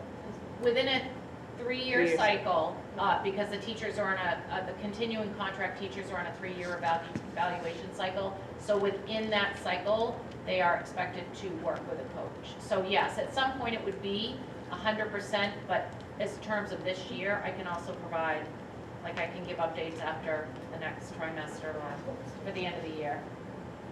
So, the expectation is that teachers new to the district have to participate, and then teachers who are within the evaluation cycle, within that cycle, have to participate. So, because of the investment that we make. What is a participation? It's a cycle, about six weeks. Depending on if you do like a mini cycle or a full cycle. do you want to talk about just what a full cycle looks like? Yep, so the full cycle is usually about 6 weeks. The teacher will tell us their goal for what they want to see their students improve on or learn how to do or whatever. It's based on their classroom and their learning. And then the teacher and the coach will plan together for those students.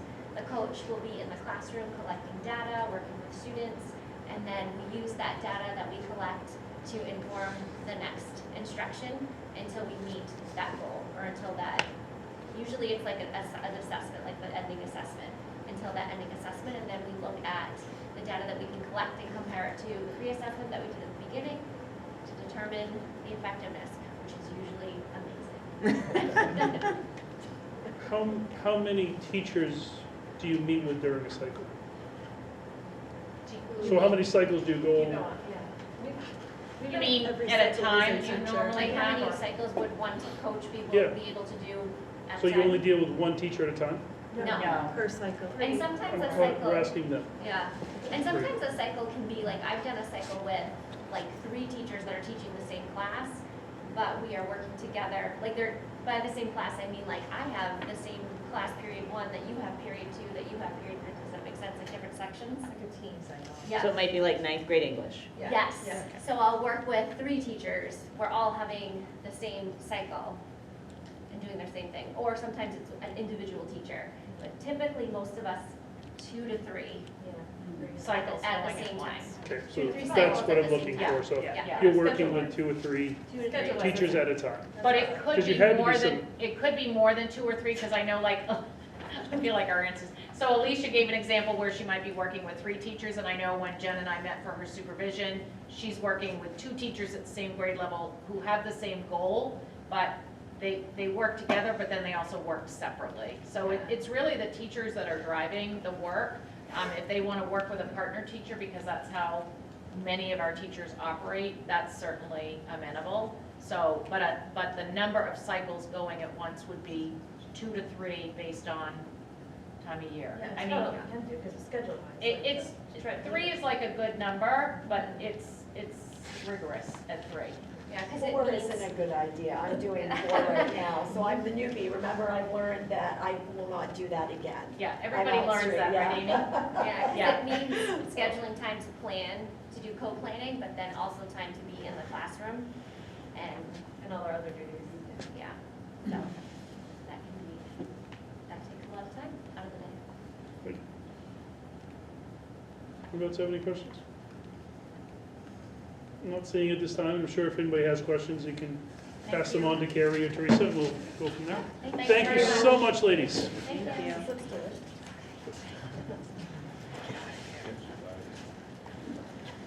Elaine, do you want me to run your slides, or do you want to plug in? Oh, Whatever I need you to do it, I didn't bring a device to plug in. Okay, great. Now I just have to find it. Hang on. Just give me a There's second. a lot of things to do at one time, and Hang also on. a lot of things, so I'll let you do. All right, Principal Gammon, you're up, you're ready. Hang on. So I didn't get to do a report this time, but I do have to tell you guys, since I've seen you, I've kissed a pig, because we won the challenge, so go on our Facebook page, you'll see I got to kiss a pig. Kids are still reminding me of that, by the way, and I have to remind them I was there, so I do know I kissed a pig. And Mother Nature smiled on us today. We went to Black Mountain, Alex joined us as a chaperone as well. It was the perfect day to be outside. Seriously, I got so The lucky. kids had tubing and sliding and just playing and being outside. It was a fantastic day today. So those are some exciting things that have been going on in our school lately. So this presentation is about Turner Primary School. Here's our current enrollment. We have 293 kids. We have added 3-year-olds this year due to the CDS Transition, that's a good word, addition. So you can see the other numbers. We're pretty consistent with our grade levels. Okay. Next, yeah, next. And then students with IEPs and students that are currently in the referral process, we have 65 of our students, and that's 22% of our population. And students with 504 plans is currently at 7 students, and that's 2%. And we still do have some meetings going on where this number may increase as well. Elaine, 1 second. For IEPs, are there, I think I've asked this before and I don't remember, or I'm just not following. Are there different types of IEPs, like academic or behavioral? Yes. Well, how many would you say, like, high-level category IEPs do? I did not break it down when I did this, but you're right, there is different kinds of IEPs. So we have behavioral, we have just clearly academic, we also have just speech and language. And then included in some of those IEPs, we have like occupational therapy, physical therapy. You can't have an occupational therapy IEP by itself. It's not a standalone, it has to be connected with another academic piece. So there are different categories. I did not break it apart like that, but you know, we can get that I information. think to you. Rebecca has done that before for Okay, district-wide, yes. so Yeah, okay. I can ask her to just share it again with you guys. Yeah, so perfect, she's our expert, we could ask her. So we have an amazing teaching staff. I've always wanted to do the years like you guys did, like how many years we have and combine it. So we have 3 pre-K, 5 kindergarten, which is fantastic because we keep the numbers low, 4 grade 1, 5 at grade 2. We currently have 2 special ed teachers in a vacancy that we're hoping to fill for next year. And then we have our 4 specialists. Some of them are shared staff with other schools as well. We also have an amazing support staff that we could not run this school without. We have our ed techs, our front office people, custodians, kitchen, and then we also share some staff, special ed staff across the district as well. So tonight I want to just share our school goals that were set back in the fall and then how we're working towards them and some data that go along with our goals. So our first goal is that our K-2 students will increase reading proficiency using multi-measures. It does start in pre-K. We have pre-K that also works on this, but we don't measure that like in some of the data you're going to see. So the goal is just for K-2. So our second goal that kind of goes along with that is our intervention program. This is a personal goal for me because I've seen opportunities to increase and strengthen this program.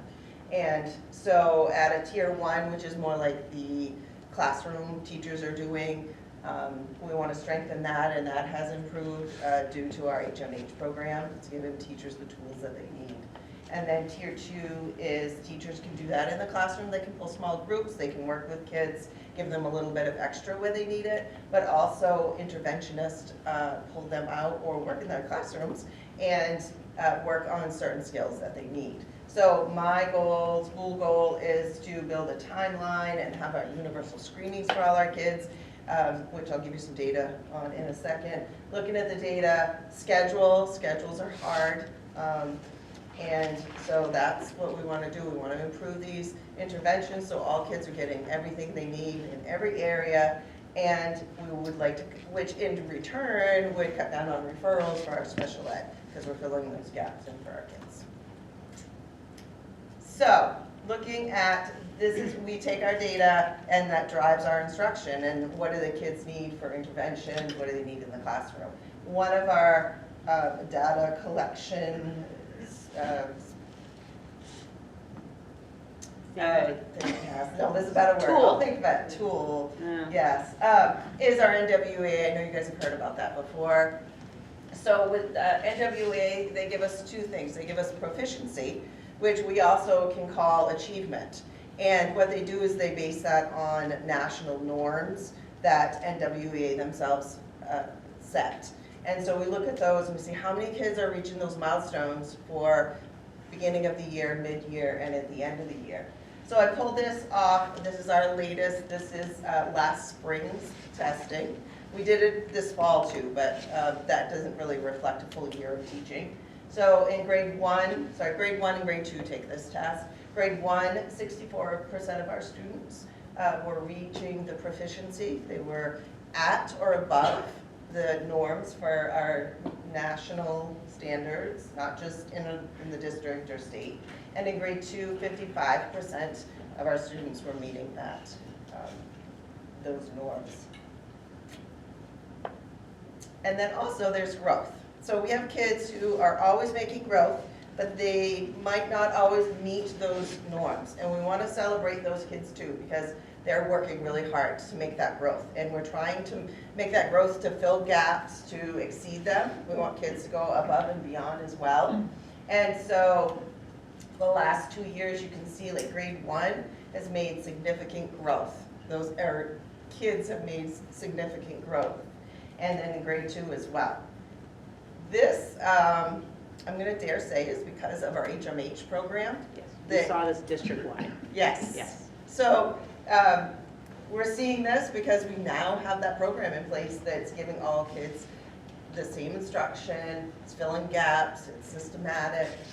So that's great data to look at. Yeah. Are these looking at the same cohort of kids year over year? This is just the grade level. Good question. So this grade 1 would be this grade 2. So we can track kids grade to grade to grade. You know, we can look at how they are achieving, and we can track them that way.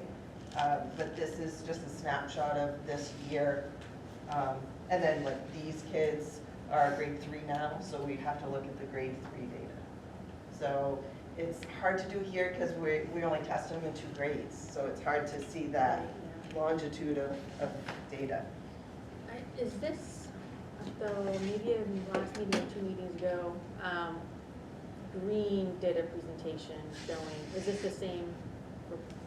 So for grade, so there's 2 different tests of data you're going to see. So for first and second grade across the district, it's the NWA, so it's the same data in every school. And then grades 3 through 6 at the elementary schools is the MEA, which is a version of the NWA. So it's kind of hard to say like second to third grade is 100% apples to apples. It's close, but it's not exactly the same. But the data that each principal is pulling is from the same 2 tests. I was wondering, because we were discussing at that meeting if the growth rates are changing year over year. So like, if student A has a growth rate, I don't know what the numbers are, of 10 and they hit a 4, and the following year, does the algorithm say, now that student's growth rate was too high, now their growth rate really should be a 6?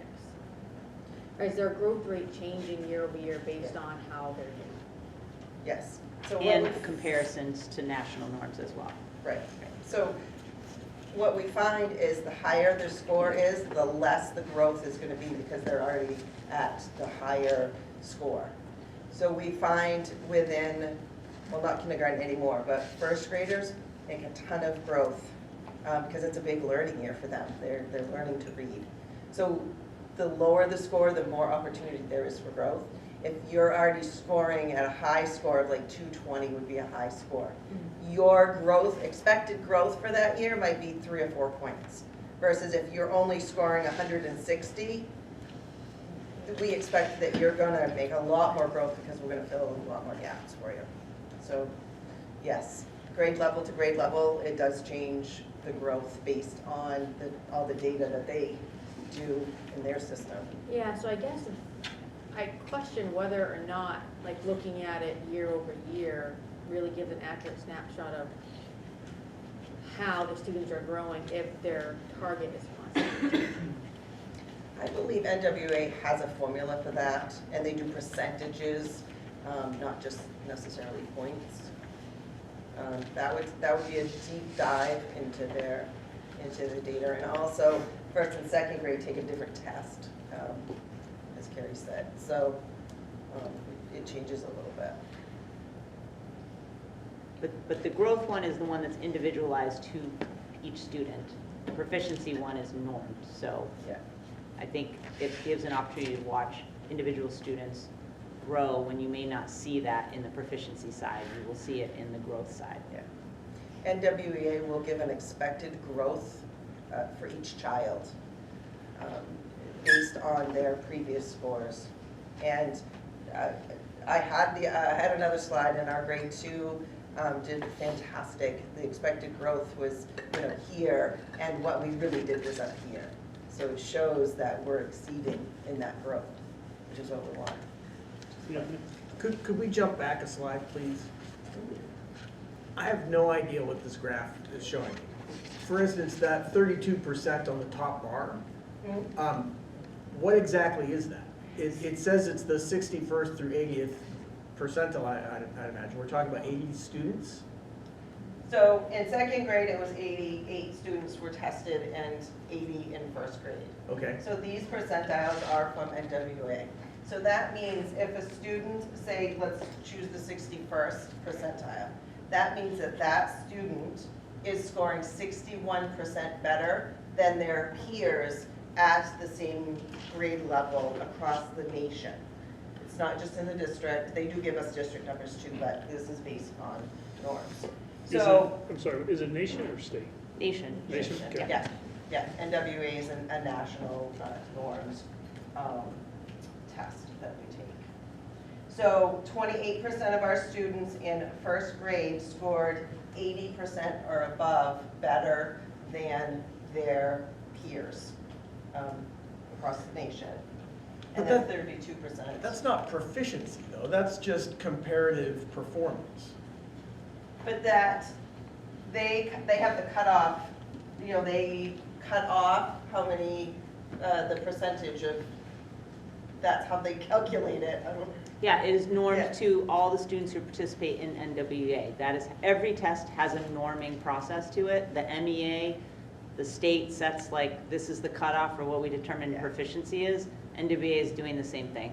They're using all the data that they have to develop a cutoff of this we consider to be proficient. So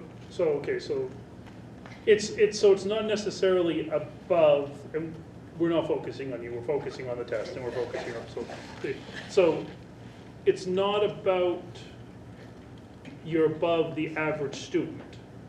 You're above a student who's just, the average student is considered proficient. Because I understand where Anthony's question's coming from. Okay, you're doing better than 61 or whatever it is percent of better than, but those people you're doing better from, are they only reading, well below what we would consider standards? So that's, What they do, the colors, and it's not on this key, but this is high students. High average? High average, average, low average, below average. Yeah. So there's also those words that are connected with the colors and the, so we have 28% of our students are above average. And then 32% are So it is right. normed to the thousands of students who take the NWA. Like, that's just the value of that's just what the test does. And this is just one piece of a graph. Correct. There's so many reports And that there's- report things in different And there's ways. more in here. We can Yeah. keep going. Kyle? Do we know how many states are, I guess, is it like, the state doesn't accept it, there's a school district within that state that accept the national WEA, or is it just across the board, every state? So the NWA is because it's normed, I'm gonna check, because we can't use the NWA without some changes to it as our test to meet the federal requirements for a proficiency test. So the MEA that we do is to meet the federal requirements for a proficiency test, an achievement test. The straight NWA, because it's normed to all the kids in the nation, it's just slightly different than the test that the federal government requires. So that's why we have two different things, is to meet the requirements for the federal government and their achievement testing requirements. So realistically, all the states have to participate? Every state has to have their own test. But every state can make their own test. Yeah. Like, every state. So there's no way for us to say, like, how do our kids do on the MEA compared to the 49 other states? There's no such thing. Right. A lot of states do use the NWA. It's a very popular one. And but they would have to alter it like we do. Yeah. Yeah, just depends on the grade. Yeah. So this one, we already looked at the growth. And then, so this is our Imagine Learning screening, which was formerly the Early Bird. And I put this in to show you that this is what a teacher would see so that they could help drive the instruction. And so kids are tested in phonemic awareness, phonics, fluency, vocabulary, comprehension, and then there's the sub-tests that they're given. And we can target, like you can see on this report, this is kindergarten, that expressive vocabulary, and this is taken from the fall. So this is the very first time kindergarten has taken it. So we really set that as the benchmark where they're gonna go up from. And so you can see expressive vocabulary in this class is lower, but it probably hasn't been taught yet because it's still the fall. And then you can also see strengths. The numbers you see are percentages of how they score it. This is totally taken online and scored by them online. I don't know how they score this, so I don't have a lot of those details. We just take the information they give us and trust that they're scoring them with an algorithm. So you can also see, going across the rows, those are students. And so you can see, like, this student, we want to look at how can we fill their gaps. That's going back to the interventions. This student may need some intervention in these areas. So this is just a report that we use through the Early Bird Imagine Learning that can help us drive instruction. It helps the interventionist see what they need to do, helps classroom teachers, maybe a classroom lesson that they want to do, or it may be individual. So that's another tool that we use to help with our instruction for reading and interventions. And then we also have our HMH assessments. This was an example of what a teacher might see. And this gives them, and then if this was live for the teacher, they could click on places and it would take them to, these are all different quizzes that they take. And so they could click on this, it would bring up their students, how the students scored the questions, how the standards are connected to the questions. There's so many pieces to it. It takes teachers a long time to figure those out, and our wonderful coaches are providing a lot of that training for them. And so another way that we look at what do the students need for interventions and how we're progressing with our reading is we look at this report as well, and it connects us back to what kids need, what we can provide for them. And then a little bit of math information, same graph that you saw before for reading proficiency, and that it's for math. And you can see 57% of our students in grade 1 and 68% in grade 2 were proficient in math, again, based on those norms from the national level. So we're always working towards math and, interventions with math in the classroom. Similar graph that we saw for reading was also in math. You can see the growth that kids are making in math is wonderful. We expect next year when we get our new materials that also will increase like we saw it for the HMH. Excited about that. And then goal 3 is that we will become more proactive, engaging with communication with our families. That goes back to the strategic plan as well. And one of those ways is we want to communicate about attendance, how it matters, how important it is. We need your kids here to teach them. And so if we look back a few years at our percentage of chronic absent students, it's going down, which is great. It's like a golf score. We want it low. So we continue to work on that. We send letters home, we call families, we work with students. Our school counselor, Maureen McDonald, supports kids and families that need things so we can get them here and we can keep them here. So that's one of our goals that we're consistently working on. Another one is behavior, and we're communicating with parents about behaviors. And so we use our PBIS system. The Swiss is the platform that we collect information in. So we do reports in there that tell us where our areas of needs are. And one of the other reports that I've done for you guys had some of the behaviors. So physical aggression is an area that we're always working on and trying to reteach. Defiance is another higher area that we're working on. Kids, reteaching them what are other words you can use, those kinds of things. So this data, the blue is only up until January 8th, because that's when I ran this report. So we expect those blue will go up because we still have more of the school year.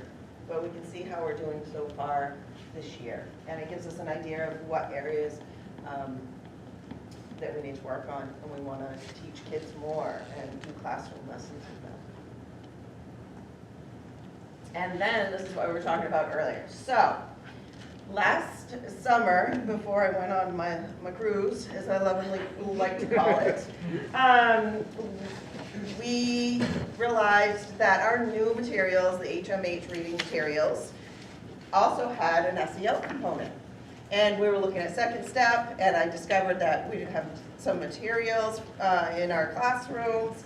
And talking to our school counselor, she's going to do guidance lessons, and then teachers need materials to do guidance lessons. And we started digging into this. And my wonderful coach helped me do this, and Lindsay Holst, who's the dean of students. We sat in my office and looked at these materials. So here's what we discovered, that our new reading materials through HMH has lots of lessons that are incorporated into our reading lessons. And so, and at this age, our teachers teach SEL every day. You're always trying to get kids to work together and know when you're angry how to use your words and not use physical violence or anything. So it's all the time in this building. And so teachers are getting really good at it. So when we looked at the HMH, this is just an example, there's more modules, if I put them all on here, you couldn't see any of them, so I just cut the top 5, so this is how we would begin the year.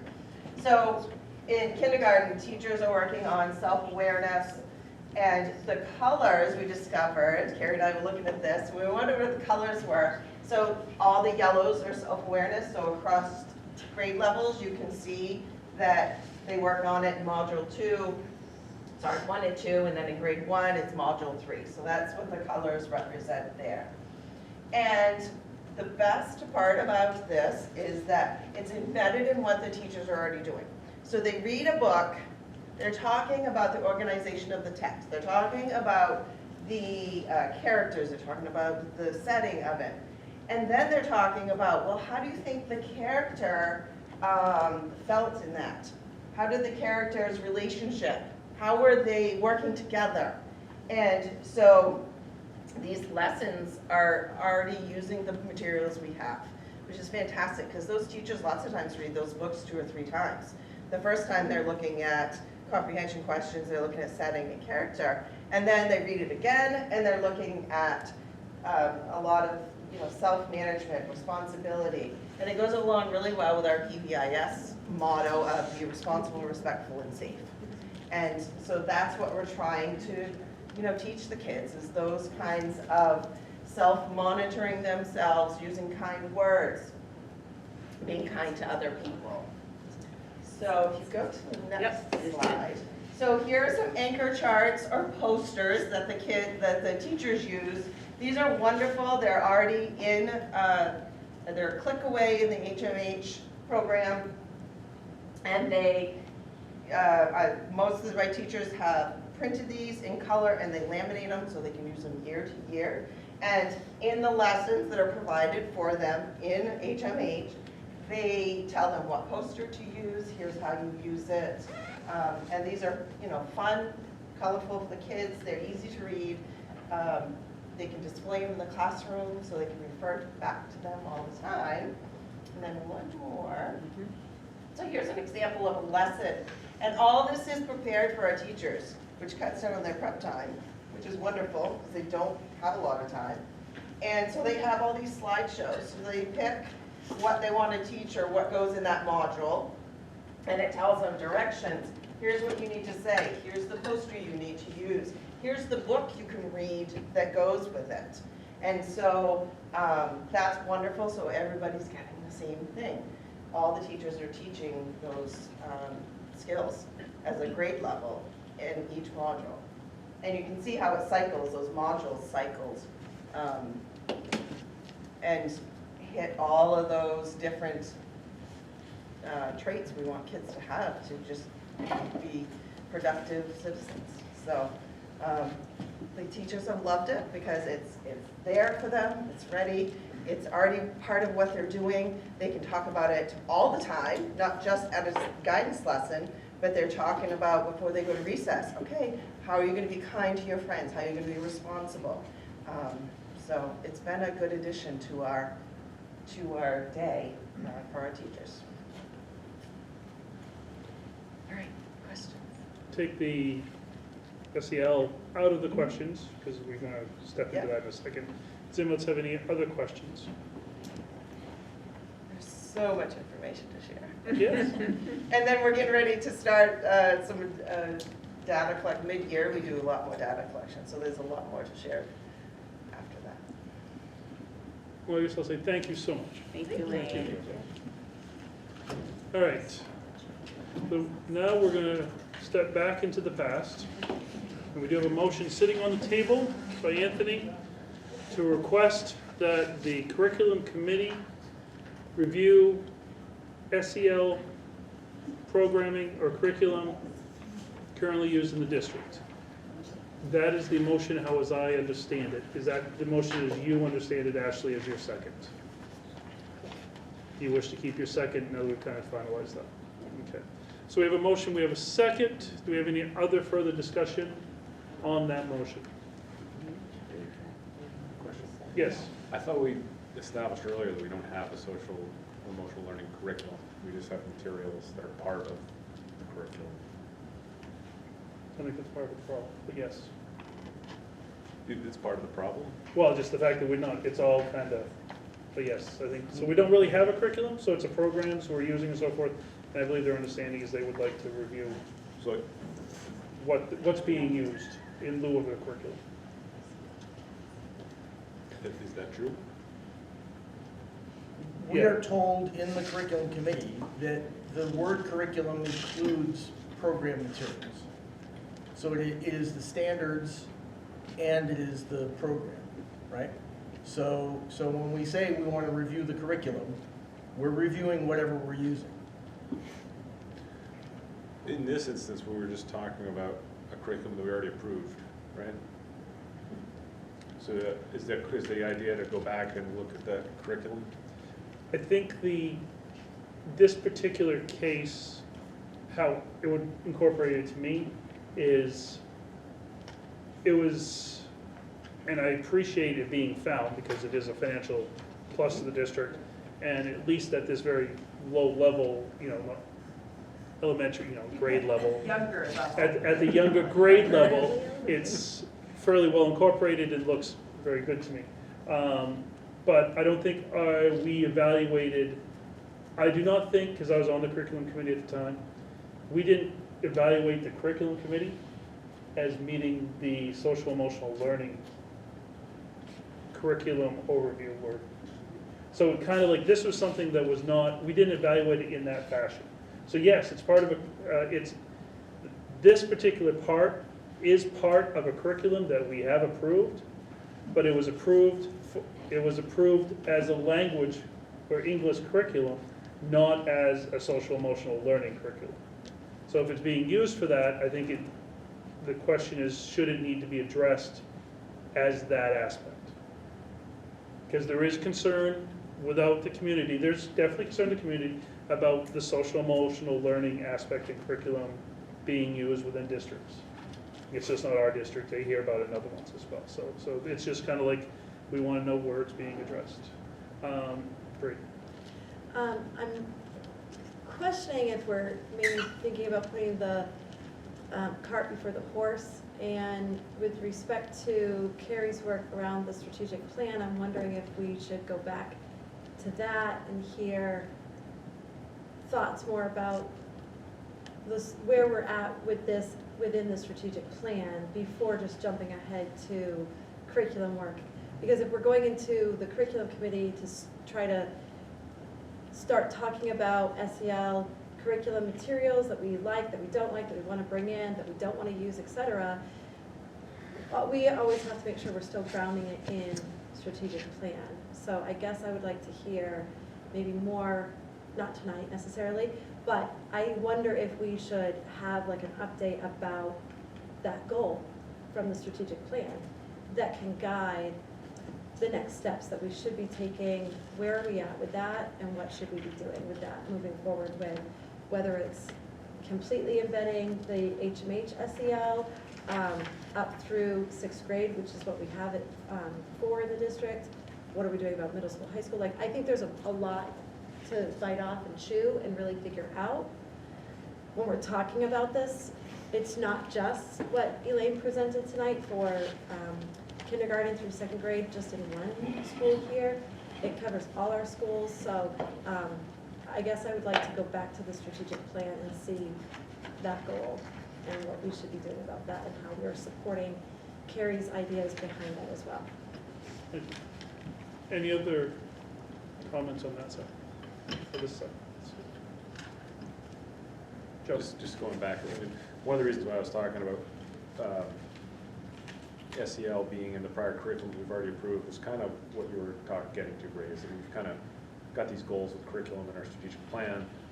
We have talked about it a lot here about getting our curriculums established. What I would hate to see is this kind of reorganized priorities and then us at the end of the year going, how come we didn't make as much progress as we wanted to in math or science? Because, so I guess my concern would be this kind of becoming a new priority over some of the curriculums that we already have on track right now. And I think I heard earlier something about the subcommittee meetings, maybe they have time in subcommittee meetings, but I think this requires a lot of staff time and focus to kind of pull this together and provide information to the subcommittee. And so I can't say I'm not, I'm supportive of evaluating these materials, but I'm hopeful that we're not authorizing this to become a priority that ends up having other things fall behind. I'm gonna ask, and I know this has been presented to me before, but it has escaped. Is it on our schedule, Brie, at all, like within the next year or so? Teresa might have a better. If I could just offer a couple thoughts. So when the board approved a revision of the strategic plan in 2023? 2024? That fall, winter, if you recall, we were in a crisis of student behavior issues in schools, and that was a priority. And so we made sure that in the strategic plan, we had a commitment to social emotional learning as a way to resolve that. When I look back at it, we did articulate that it was a common SEL curriculum across elementary schools. Given all the curriculum work that we've done, if I were to revise that, it would be materials, it wouldn't be curriculum, because I don't think we have a set of standards that we would adopt. We don't have, like, we have always been using materials and picking and choosing based on what the schools say they need. It's not something that every school is going to do these 3 lessons like we are doing in reading and math. It's each school identifying their concerns and using the lessons that are necessary. I think Jana did a great job of giving that example last year in terms of digital citizenship and kids doing things bad online, and we need to do some lessons around that to help them like undo those behaviors. So I think that my thinking around this has evolved from when we originally put that in the strategic plan and how we articulated it to what it really has become now. So we can review those materials. We can do whatever you want with those materials. It's just a matter of capacity. It's just a matter of how, when we do that and how we do that. So that's what I got. Because you just want to just make sure. Anthony? So I think that speaks to the exact problem. So if the curriculum committee had actually reviewed a curriculum for SEL years ago and had the district adopt that, then we would have a common set of materials being used across the district that the board has had oversight over, right? But what we have now is an incompletely deployed system, inconsistently deployed, that nobody can actually tell me, other than today, here's a smattering of what's being done at grades 1 and 2. So I reiterate that it is our job to approve the curriculum. And if we are going to have an approved SEL curriculum, it really ought to be approved through the committee, right? Isn't that the committee's work? So I'm not asking for something that is out of the ordinary. This is something that is outstanding since 2020 whatever, when the strategic plan was passed. So it seems to me that it's overdue for a little bit of oversight. And I understand that there's other things that need to get done, and I have said that I do not hope for this to preempt any of that other important work. But this is added work that I think, from my perspective, sitting on that committee, that we have time to do. So I think it's really interesting that somebody who's not even on that committee is wondering about, gee, I don't know if you have enough time to get that done. We have started late and ended early every single one of those meetings. I think that we have time to do the work that our citizens have elected us to do.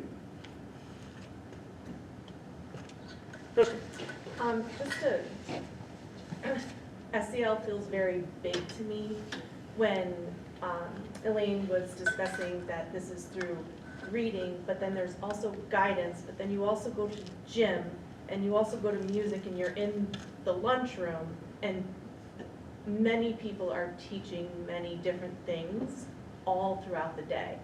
So like what I've learned from curriculum and hearing about it for a few years is like, yes, there's the program and the materials that we use, but then there's also the big huge packet with all of the standards, which is what we also approve, or it comes from the curriculum committee.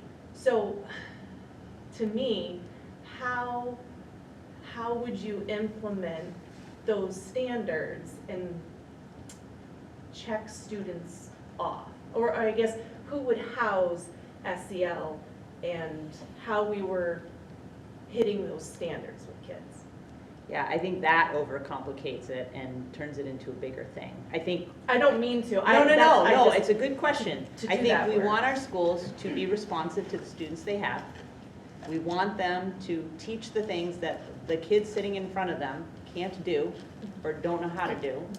And so, and that is the essential nature of things around behavior, is what is it that kids are struggling with? And it looks different every set of kids that you have in front of you. Like one classroom of kids will be great collaborators and the next classroom of kids are gonna be terrible at it.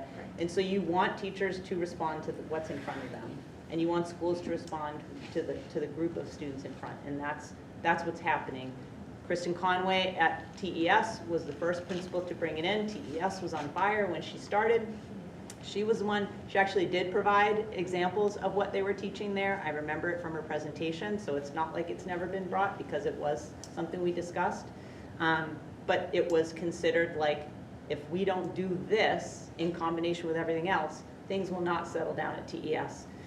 If Jana doesn't do digital citizenship lessons around what she is seeing with students' behavior online, it's not going to settle down. So this is a responsive thing. So I'll take responsibility for the language that we put in the strategic plan around a curriculum. I think it's using the materials to respond to the students and what they need at the time, which is what teachers are doing every day. I mean, we didn't have a math curriculum until last year, but everybody was still teaching math because kids need to know how to do math. So that's just the nature of, getting behind in the curriculum work. That's very common to a lot of school districts. I feel like we're making tons of progress compared to our neighbors around that. But teachers still come in every day and teach stuff even though it hasn't been approved, because that's their job, that's our responsibility. Kids need to know how to read and do math, but they also need to know how to manage their emotions so they're not punching people or doing other things, right? So yeah, I don't really have a better answer. Ashley? I'm just thinking through some of these thoughts. I don't know what your thoughts are, Anthony, on having this as an agenda item for curriculum, but maybe discussing what things are being used if they're being used. So we know Common Sense is being used at the middle school, and I created an account, I think I emailed a little over a year ago, one of the lessons that I thought was a little bit of a red flag, and then you kind of said, well, that may not be being used, and not all the lessons are being used, maybe better understanding how it is being used, and whether it's being used in the high school or the middle school. For example, this is being used at the primary school, if Rita is not using one, but really just, I guess, starting with what is being used, and then take it from there. We're kind of flowing into a hole we really don't know. To me, there should be some amount of information that we can at least review that is an approved, for lack of a better term, curriculum. But no, I agree with the superintendent. We're not going to be teaching the same thing to all the kids, because certain kids, certain schools, certain classes are going to require things, different lessons. But there should be a pool that has been approved via some sort of group that responds to this committee, that reports to this committee, that has approved, this is the pool of information you can use. These are the programs you can use. Whether it be the one that the middle school is using, whether it be this one, to deal with these emotional issues. I think we have greater concerns once we start getting up to the middle school and potentially the high school. What are they using? What are they doing? So it's not a simple question, because this isn't like math. This is something, like Crystal said, this is incorporated everywhere. But that being said, there still should be a pool of materials, whatever it is that we should at least review and agree that, okay, the resources that you're using, we as a school district approve should be used. Now, and that's not saying that we're not gonna approve what's currently being used. The question is, it's just being used, and I think what I'm hearing is we wanna at least get that on the agenda of some committee to review it all. And make a list of what is approved resources to be used. I don't necessarily think it needs to be called a curriculum, so I don't even know, but it is an approved list of resources. You know, so I think we just gotta figure out how to work that. So the current, it's something that I don't know how this, it's gonna take some time to put that list together and then decide, send it to which committee. So I think if the motion passes, it would not, to me, it would not move this into like, okay, we're doing it now. It's just gonna make sure it heads onto a future plate to be addressed at some point within a reasonable time frame in the future that, okay, this is the different, you know, talk to Evan, talk to Jana, talk to this middle school principal, the elementary school principals. Say, what are you using to deal with these emotional issues in the school? What programs, what systems? Let's combine them, and then at that point, they'll go before whatever committee needs to go. Something along those lines. Jenny? So can I just make I'm just throwing this out there, I don't know if it can be, but for future, can we just ask the principals who are gonna be presenting that we haven't heard? I know we heard from TPS tonight, I know Jana presented last year for TMS, maybe the principals we haven't heard from present what they're doing for it, So they've all presented this year. We typically don't have them do a second presentation, but certainly, So I'm super sorry. but it can, no. But I mean, if people want, if they can present whatever you want them to present. well, I didn't know they didn't present for the rest of the year. Yeah, no, it's okay. We start getting into Yeah, budget. I know that, but Did you? Well, I was hoping somebody could repeat the motion. The motion right now, if I'm not understanding, do you have one officially written over there? Well, this is what I have written. Okay. Teresa and I, so, to direct the curriculum committee to review the SEL curriculum is what I have written down. That's what I have. That's the original motion. But then somebody mentioned maybe it's the instructional materials being used, so then I crossed out curriculum. Which would be incorporated in the curriculum. But right now, that's the motion, that's the second. That being said, any more discussion on the motion? I realize this is a confusing little world, but so be it. I feel like through the discussion, we've talked about like a timeline, maybe an amendment, so it's not curriculum, it's materials. You know, I feel like we've talked about some things and maybe would support an amended motion, but I don't know if I would support the one on the table. Do you have an amendment in mind? Well, that's why I asked it to be repeated, and I'm trying to think. So We'll give you a second to get the gears going. maybe we can all think about it, because what I've heard is we don't want it to take priority over the other curriculums currently we have set for goals. That we don't want to take It priority. shouldn't take priority, no. It Shouldn't take doesn't priority need over to take- science or other curriculums that are actively being worked on that we have set goals for. And the other one was just the term curriculum versus materials. I think the superintendent's made a pretty strong an explanation of how maybe perhaps it should not be curriculum. So it sounds like we should amend this to be a review of the materials around SEL when the curriculum committee can fit it into the schedule, is what I'm hearing. Offer a potential for Yes, anybody go who ahead. wants it. Develop an overview of SEL materials for curriculum committee to review in the fall. Okay. I know, Anthony, you want to do it sooner, but we will not have an ELA curriculum at the end of this year if we do that. We will not have the science, I guarantee it. There's just only so many hours in the day. So I understand it's a priority, but if we do it sooner than that, those things will not happen. We will not start next year with those curriculums in place. So you're, I got you. So that is what, I'll that's, propose an amendment precisely what the superintendent just said. And in the fall via, so just falls under the to start the category year, of fall. to start the year. We have a motion to amend the motion. We have a second from Alex.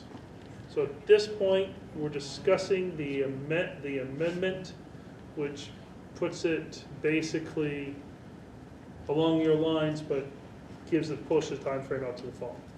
Questions on the amendment? So, Anthony. So the idea is to push this off to the fall because there's just not enough time. So last year, I was on PTB. PTB met way more often than curriculum meets because there's work that needs to be done. The idea that we just can't possibly fit in a little bit more work for curriculum committee. Can't be done. Can't be done. Give me a break. I clarify staff time as well. No, we I know. There's staff time I'm just involved in clarifying. PTB. Yeah. As I have said, the committee that I sit on now, curriculum, has not had a complete 1-hour meeting ever this year. I find it very difficult to believe that there is not enough time for us to fit in a bit of work to begin reviewing and overviewing and approving an SEL curriculum that was supposed to have been rolled out several years ago. The word curriculum is what is used in the plan. And I realize that some of our directors find this mind-blowing that we're talking about a curriculum when we don't have a curriculum, even though the word curriculum can also include materials, and that for some reason they feel like they have to change this wording. And yet that is the wording that is in the strategic plan. So it is a useful word, it's simple enough, and it need not be changed.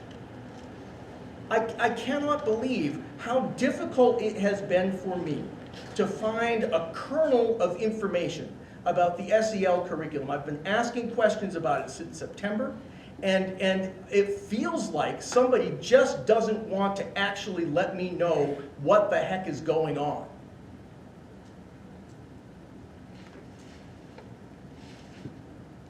All right, thank you.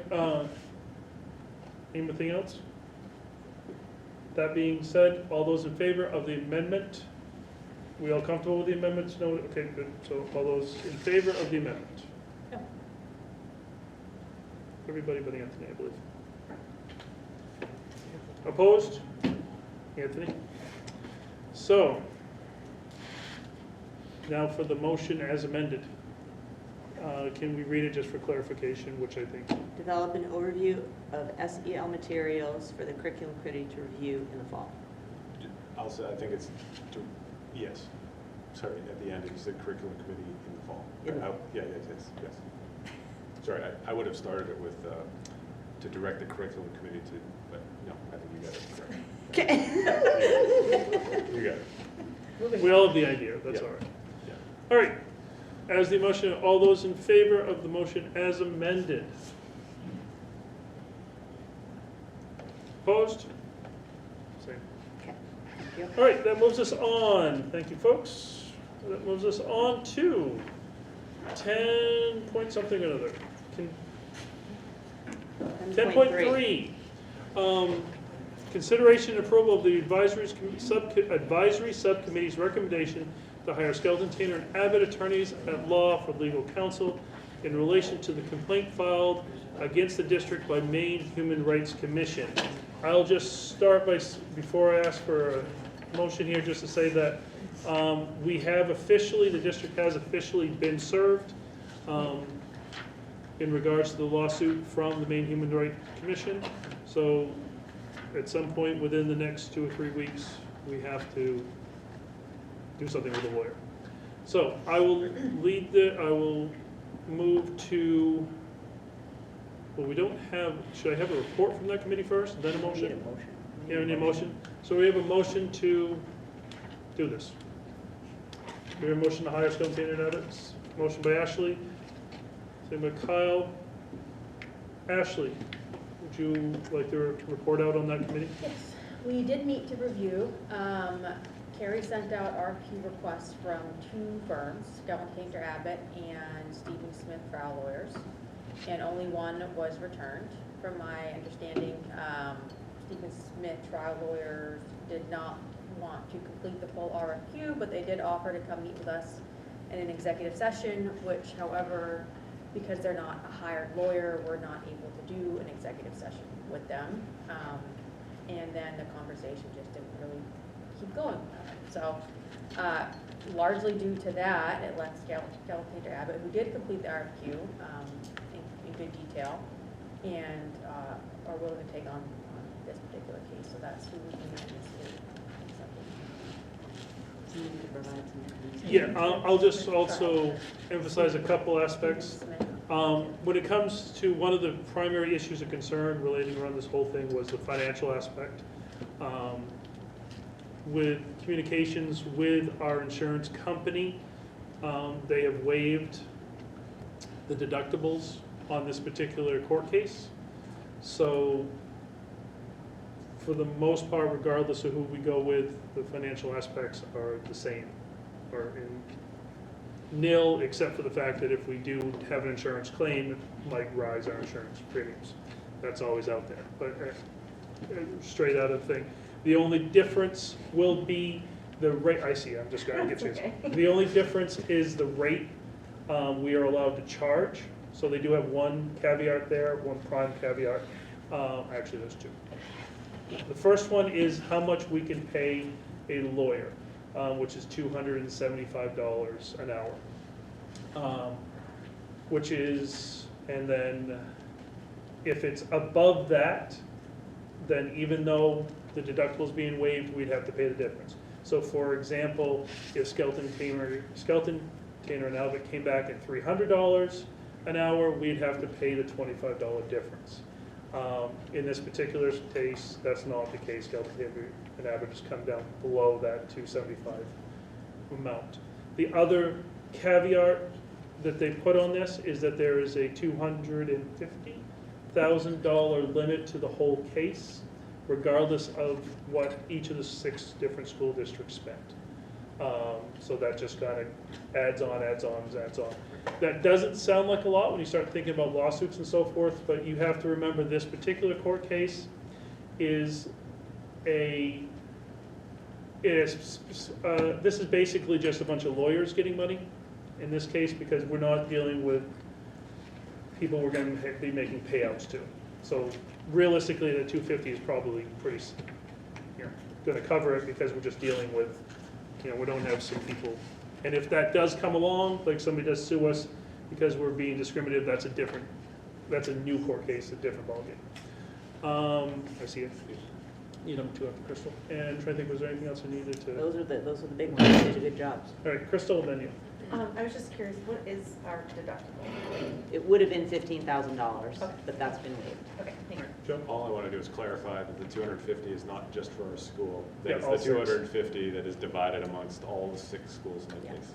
So I sort of have semi-regular meetings with all the other schools with main school management as they sort of like guide us through this. And so we've asked them to keep a running, because they just get the invoices from the lawyer. So we don't necessarily, like, I don't know what RSU 73 has been billed or 70. So we've asked them to try and keep track of that so we know where we are in that amount.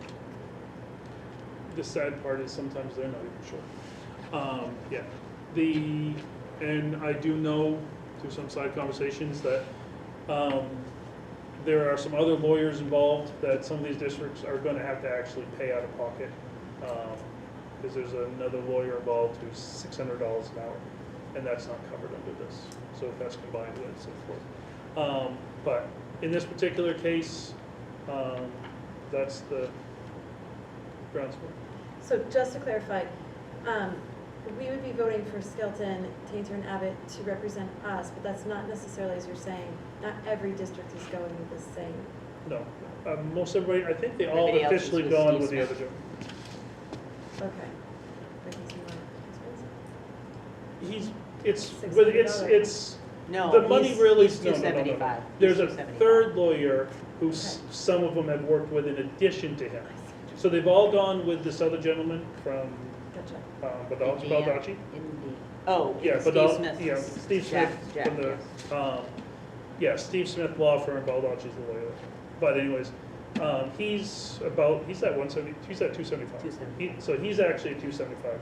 Some others have gone with another lawyer in addition with him, Thank you. That's out the of clarification. Who's Indiana. 600? He's the one who's He's 600. $600 an hour, in addition on top of. Isn't Indianapolis people, thank goodness. Well, realistically, both Skelton Taylor and Baldacci's are giving a discounted rate. I believe the one that the other districts are getting is something in relation to this court case. The one that we're getting is something that Skelton Taylor does with all, it's a rate that they use for all municipalities and school districts, has nothing to do about this case. So that's how I understood how it was That's presented. what the RP said. Yeah, Can I ask a follow-up question? yeah. So again, just because this is an area I'm not familiar with on an everyday basis. So if the 6 schools together reach that $250,000 limit, what happens? What, so one, we would then have to be paying the invoices ourselves, but I would assume along the way, the board would need to make decisions about like, you know, and again, if there's some ruling that happens and if the school district wants to keep going, like where are we and how much would that cost? And then we would have to decide, do we want to keep going to the next level, whatever the ruling would be. So it'd be monitoring that. When did that 250 amount, as you're saying, where they're keeping track, when did that start? 'Cause It other started from the schools- beginning. So some school So some districts have schools already have had already been invoices put in. adding- But it's, the number we've been told so far is, I want to say, yeah, it wasn't a lot. yeah, it Said wasn't, like it was, 10,000. yeah, I think it was Yeah. about 10,000 had already been invoiced, but some of them got sued like 2 months ago. Correct, that's why I was wondering, like, when did that Yes. start? Because some have a head start on this, and if others are using someone at $600 and all that. Yeah. Well, I'm not sure if That that's has even- nothing to do with No, I the know, but 250, that's- they're on the hook for that, which I'm not, Correct, that's I'm gonna not be sure their extra, they say the above, Yeah. but still. And there's nothing that necessarily, like, tells one district, you got a limit versus another district. No, it's No, a it's a first pool. come, first First served. come, first served. So It's the whoever insurance can put the company's bills, Mhm. yeah, whoever puts the bills in first. And my understanding is the different schools are getting different, not different rates, but different billings or something, so They got they're, different bills, and so they they're were all being sorting out. submitted separately, you know, they're being submitted for each school or whatever, so. So every school's sending it different. No, the lawyer is sending it. Yeah, the lawyers are Lawyers, sending I it get it, in, but yeah, they're sending but it in for like per school A, school. school B, Yeah. school C, Correct. school D, Not as one lump, yeah. of course. Anthony? If we are going with a different lawyer, why are we being lumped in with these others with regard to the limit on the, I mean, this is our policy. I think it's the insurance companies deciding how much they're willing to spend on this case. Because Do they it's do the one same case. thing with fleets of school buses? Like, sorry, there's a limit to the school, like how much we're gonna pay for school bus damage over the entire state? They can. Like, once we reach a certain point, sorry, you're out of luck, there's no school bus money? Yeah, For no, yeah, no, insurance? that stuff like that, yeah, absolutely. And specifically in this case, where this is all one court case. So yes, they can put a max. Like almost all of my insurance policies that I unfortunately have to use on occasion have max payouts. That we know, that you know, that's just what it is. You have max payouts on it. It's not like an unlimited. So, and the reason we're being lumped together is because it's one, we're being sued all as one. That's why we're being lumped together. This court case is all one. I think we should find a new insurance company after this.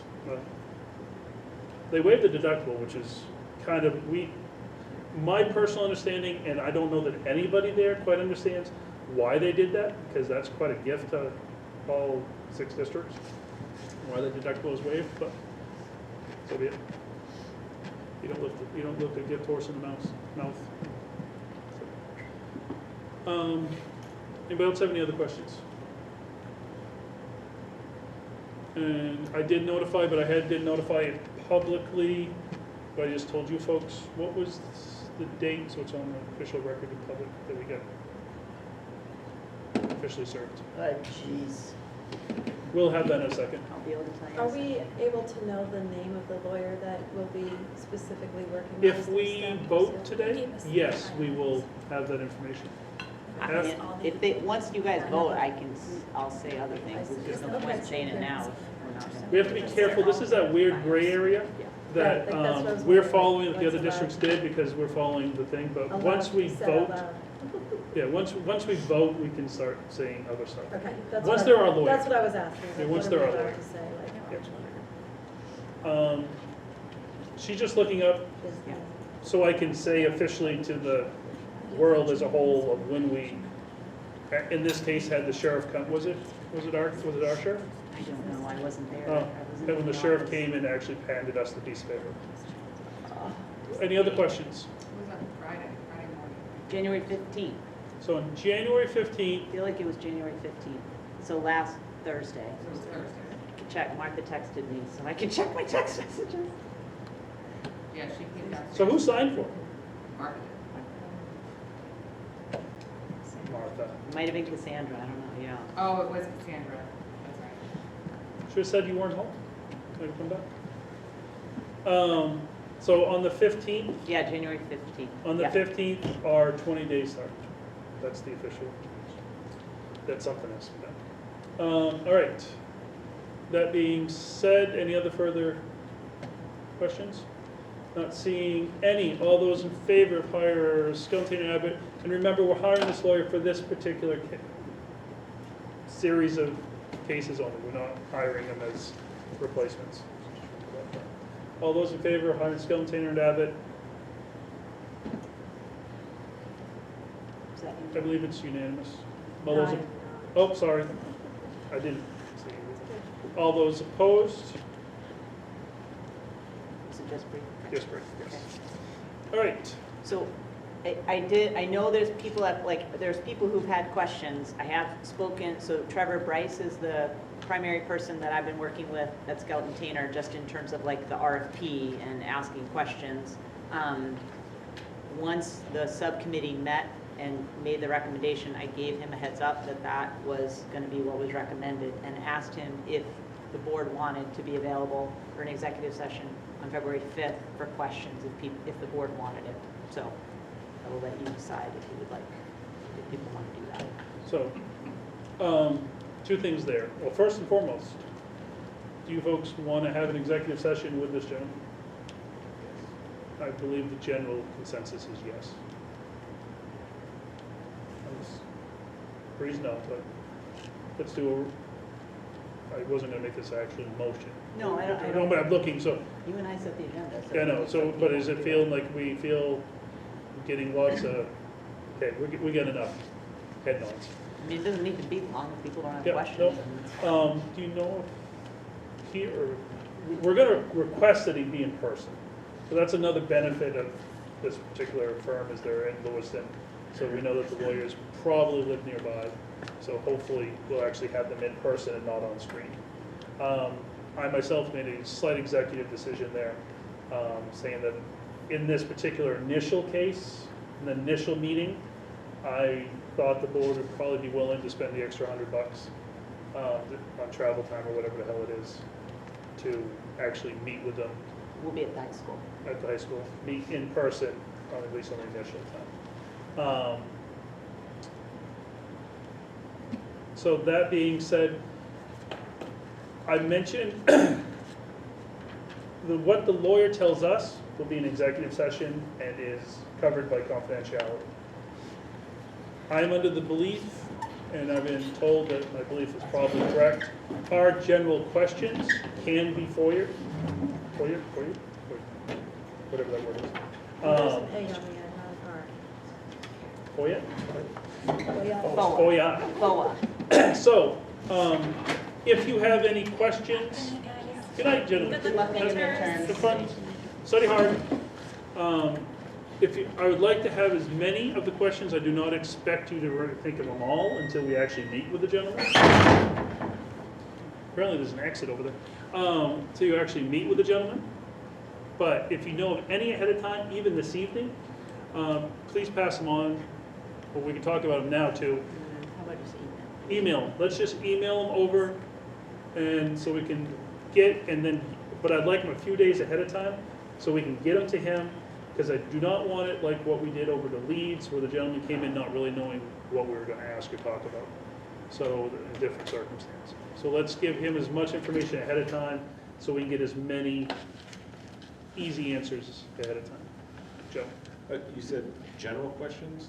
Any questions No, all? no, you said general questions were subject to FOIA. Well, I believe there is So what's some. not No, no, no.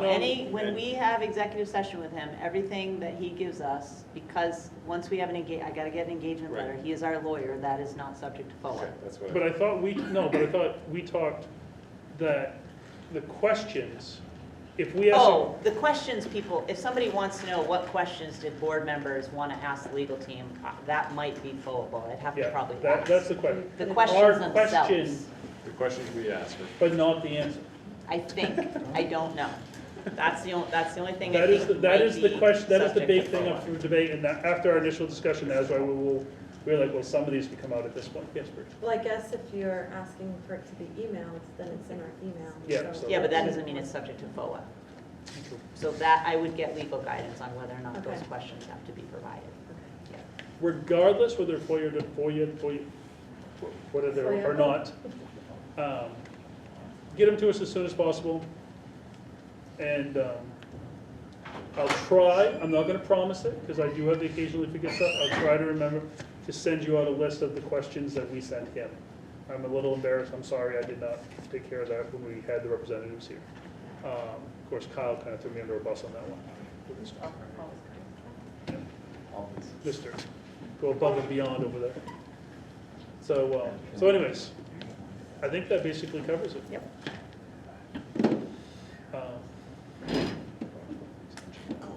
Nope. Okay. All right, that takes us to the really long one. Consideration and approval of MSAD number 52's executive body to adopt the provisions of 5 MRS subsection. I want you to know that is the one thing I've learned this year. Subsection. That SS is subsection. I learned one thing this year. I don't know what I lost when I learned it, but I lost something. Subsection 18252-C, parentheses PL 2021, actually, commas, chapter 286, to see if RSU 52, MSAD 52, RSU will vote to adopt the provisions of 5 MRS subsection 18252-C PL 2021, chapter 286, as allowed by Maine PERS Rule Chapter 803. The RSU agrees, 1, to adopt the provisions of 5 MRS subsection 18252-C and enacted by PL 2021, Chapter 286, as allowed by Maine PERS Rule Chapter 803 for its non-participation employees with optional membership who previously declined to participate in Maine PERS eligible employees, and to comply with the following requirements. A, to annually offer eligible employees who have been employed for less than 5 something Years. I can move page. Oh, Years, the opportunity to join Maine PERS on a prospective basis during an open enrollment period from September 1st through November 1st, and to provide Maine PERS with documentation of each election made by eligible employees under this provision. And B, to calculate employee contributions against gross compensation as with other participating employees, and then withhold and report employee contributions for employees who join under this provision on and after tax basis, and remit them to Maine PERS, i.e. employee contributions for those who join under the provision are subject to both federal and state income tax. 2, to authorize Carrie Med, Superintendent, to sign the amended agreement between the RSU and the Maine Public Employees Retirement System, Maine PERS. Motion approved as, That's like just the legal language you have to do. So motion approved as written. So that would be the motion if we do. Would anybody like me to reread it? One more time. All right, we'll go through it. Well done. Is there a motion on the floor? Okay, we get Kyle and Crystal, you pick. Came up at the same Crystal's time. hand was up first. so That's why. By a split second, though, you're second. Any discussion? Does anybody want to, it's Ashley, this is a finance committee thing, right? Yes. Do you remember, do you want to divide, sorry, you should say that. but Yeah. I'm a little. Ashley, Bit ago. Ashley, this is a finance committee thing, isn't it? Would you like to say anything in regards to it? Do we have an updated calculation on, because that was something we discussed, was what the added costs this would be to the district if, I know it's only a couple of employees that have the ability Yes. to enroll in this. So we have a system, I'm going to do a summary. We have a system by which one level of employees are directors, the business manager and directors, so technology director, transportation. They have the ability, and this was done by the previous superintendent, to opt into main PERS, which they normally would not, without this agreement, they can't opt into main PERS. So, what's that? What is main PERS? It's the retirement system for public employees. Main state retirement. So teachers, yeah. So they have Social Security, but there was a previous employee who really wanted to stay in main PERS from the previous police. Kim Brandt did that work. We have at least one director who's also in main PERS because they were in main PERS before they came here. So it's a benefit. It's like people can choose. You have to choose your first time when you first get hired. This allows for that option to be chosen anytime in the first 5 years of your employment, because people don't, if they're coming from the private sector, they may not know what main PERS is. So it just extends the deadline. It doesn't extend the number of people who can opt in. It's just giving that group, that small group of people, more time to make a decision. And when they opt in, they opt out of Social Security, right? No, we have to pay both. That's the I know problem. that, well, nowadays they get never We have used to, to it. we have to pay both. Because our district has a section 218, which means that Social Security is the primary and foremost retirement plan for anyone who is not under a teacher plan. So it would increase costs, but it's a very small group of people that applies to, basically like five people, so. Joe? This language was prescribed to us. Yes. Yes. This No, is I wrote legal this. language. In Peter's spare time. Yes, Joe does it. Because Peter's learned subsection, and so bam. That SS was. You're just gonna like use that and get all, I like, look how like, it's fancy cool, I am. I know subsection. No, I'm sorry. this is legal language we had to do to update the agreement. Okay, so this came from some kind of contract. It came from main PERS themselves. Okay. Yes. To allow And us we to think allow it's a them good to do idea it. to let those people, give them a little bit more to decide. Broad finance agreed, so now it's here. Right. Any other questions? All those in favor? Unanimous. That takes us to our one change of the evening. We are now going to executive session. No, remember, this got pulled out. Oh, I'm sorry, yes, I forgot about that. Yeah. What the hell was it? It's the job description for ESL teacher. Okay, yes. Do we have a motion for it? We need a motion before we can discuss it, folks. I think it was. Do we have a second? No, my motion is to change things. Yeah. Well, we still have to do. I know. Yeah, we have a motion. I know. Kyle and Crystal pick So a name. Crystal, What most, is Kyle, your second. motion? To approve? To approve, is the motion to approve the To job approve description. the job description. Yes, Yes, that's but I what don't she- think Bree wants to do No, that. she can amend it, but like, All right, we need a Bree, motion to you asked start for it the to be process. pulled out. Yes. I have some strong reservations about the wording in the policy. Just a moment. The job description? Yes, thank you. Okay. I was looking through everything, going back to that, because it's been a while since we were on this one. I would like us to push this back to get some changes in the wording before we approve this, specifically changing words like, or acronyms from ELL to update it, since we are trying to get this out of the dark ages. It's more PC to use the acronym ML, which stands for multilingual. It's more asset-based to use the acronym multilingual when referring to our students in our district who are coming from various different backgrounds and may speak more than just one language, versus ELL, being English language learners, is more of a deficit-based acronym. and we want to be more positive and inclusive with our students. So I'd like to see that changed in various places throughout the document. Let me scroll back through as well. For support for that, when we work with students, it says they're like number 7, for example, data analysis of student work and assessments to include the access test. The access test is the test that our multilingual students take. Ours are just taking it right now in the winter time. And if you look in those documents through WIDA, they use the language multilingual. They're no longer using ELL as well. So I'd like to see that we kind of, if we're going to be, the tests that we are giving the students and the programs that we're using, like HMH in our reading programs, they're referring to these students more of the, again, the asset-based acronym of multilingual. So wait, was there language in number 7 that you? No, but I'm saying that okay. like, because we have in this description that we're using the access test, we should align like access test language. Our WIDA can do proficiencies that are part of the access, all use ML instead of ELL at this time. And that would probably include when we talk about ESL as well at the top, as an ESL program teacher, to change it to multilingual. What is your amendment? To change the language of ELL/ESL to ML. Can I suggest, let's bring this back as old business, or we'll is it old business? And Teresa and I'll look at it and bring it back. We'll just pull it up. Okay, perfect. Rather than try and wordsmith it right now?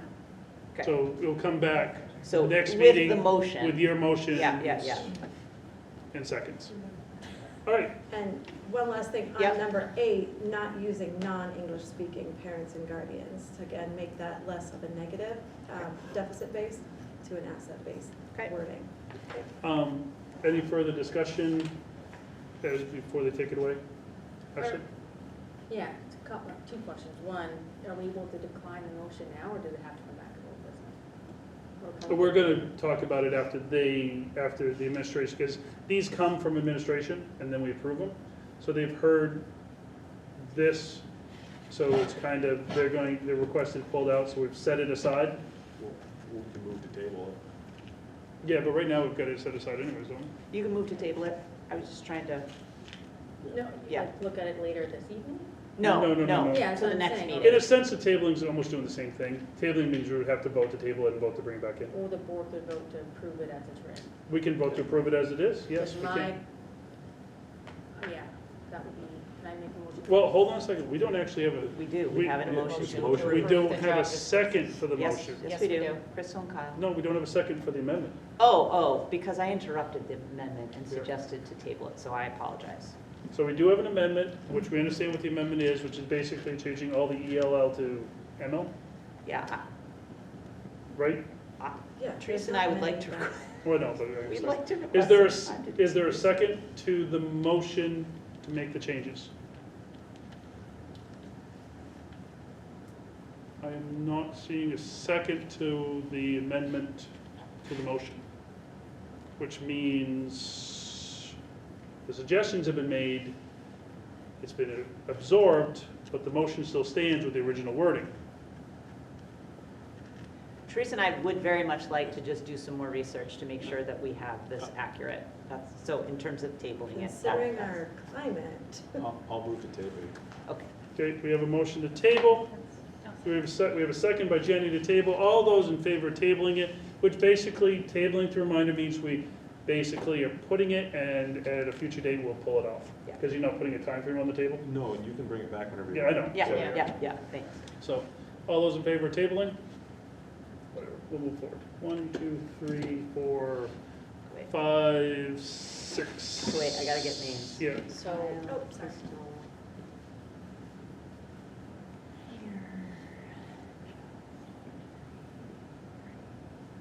Okay. Opposed?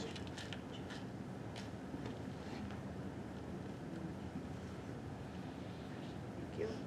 All right, that takes us to, Now, yes, no, 3. Is 2, 3. Oh, Kyle was, yeah, okay. Yeah, Kyle and Yeah, no, Alex and. Alex, not Kyle, sorry. Yes, I have that. We would have gotten it between the two of us. Yeah. All right, that takes us to now executive sessions. We're going to switch to Swelter.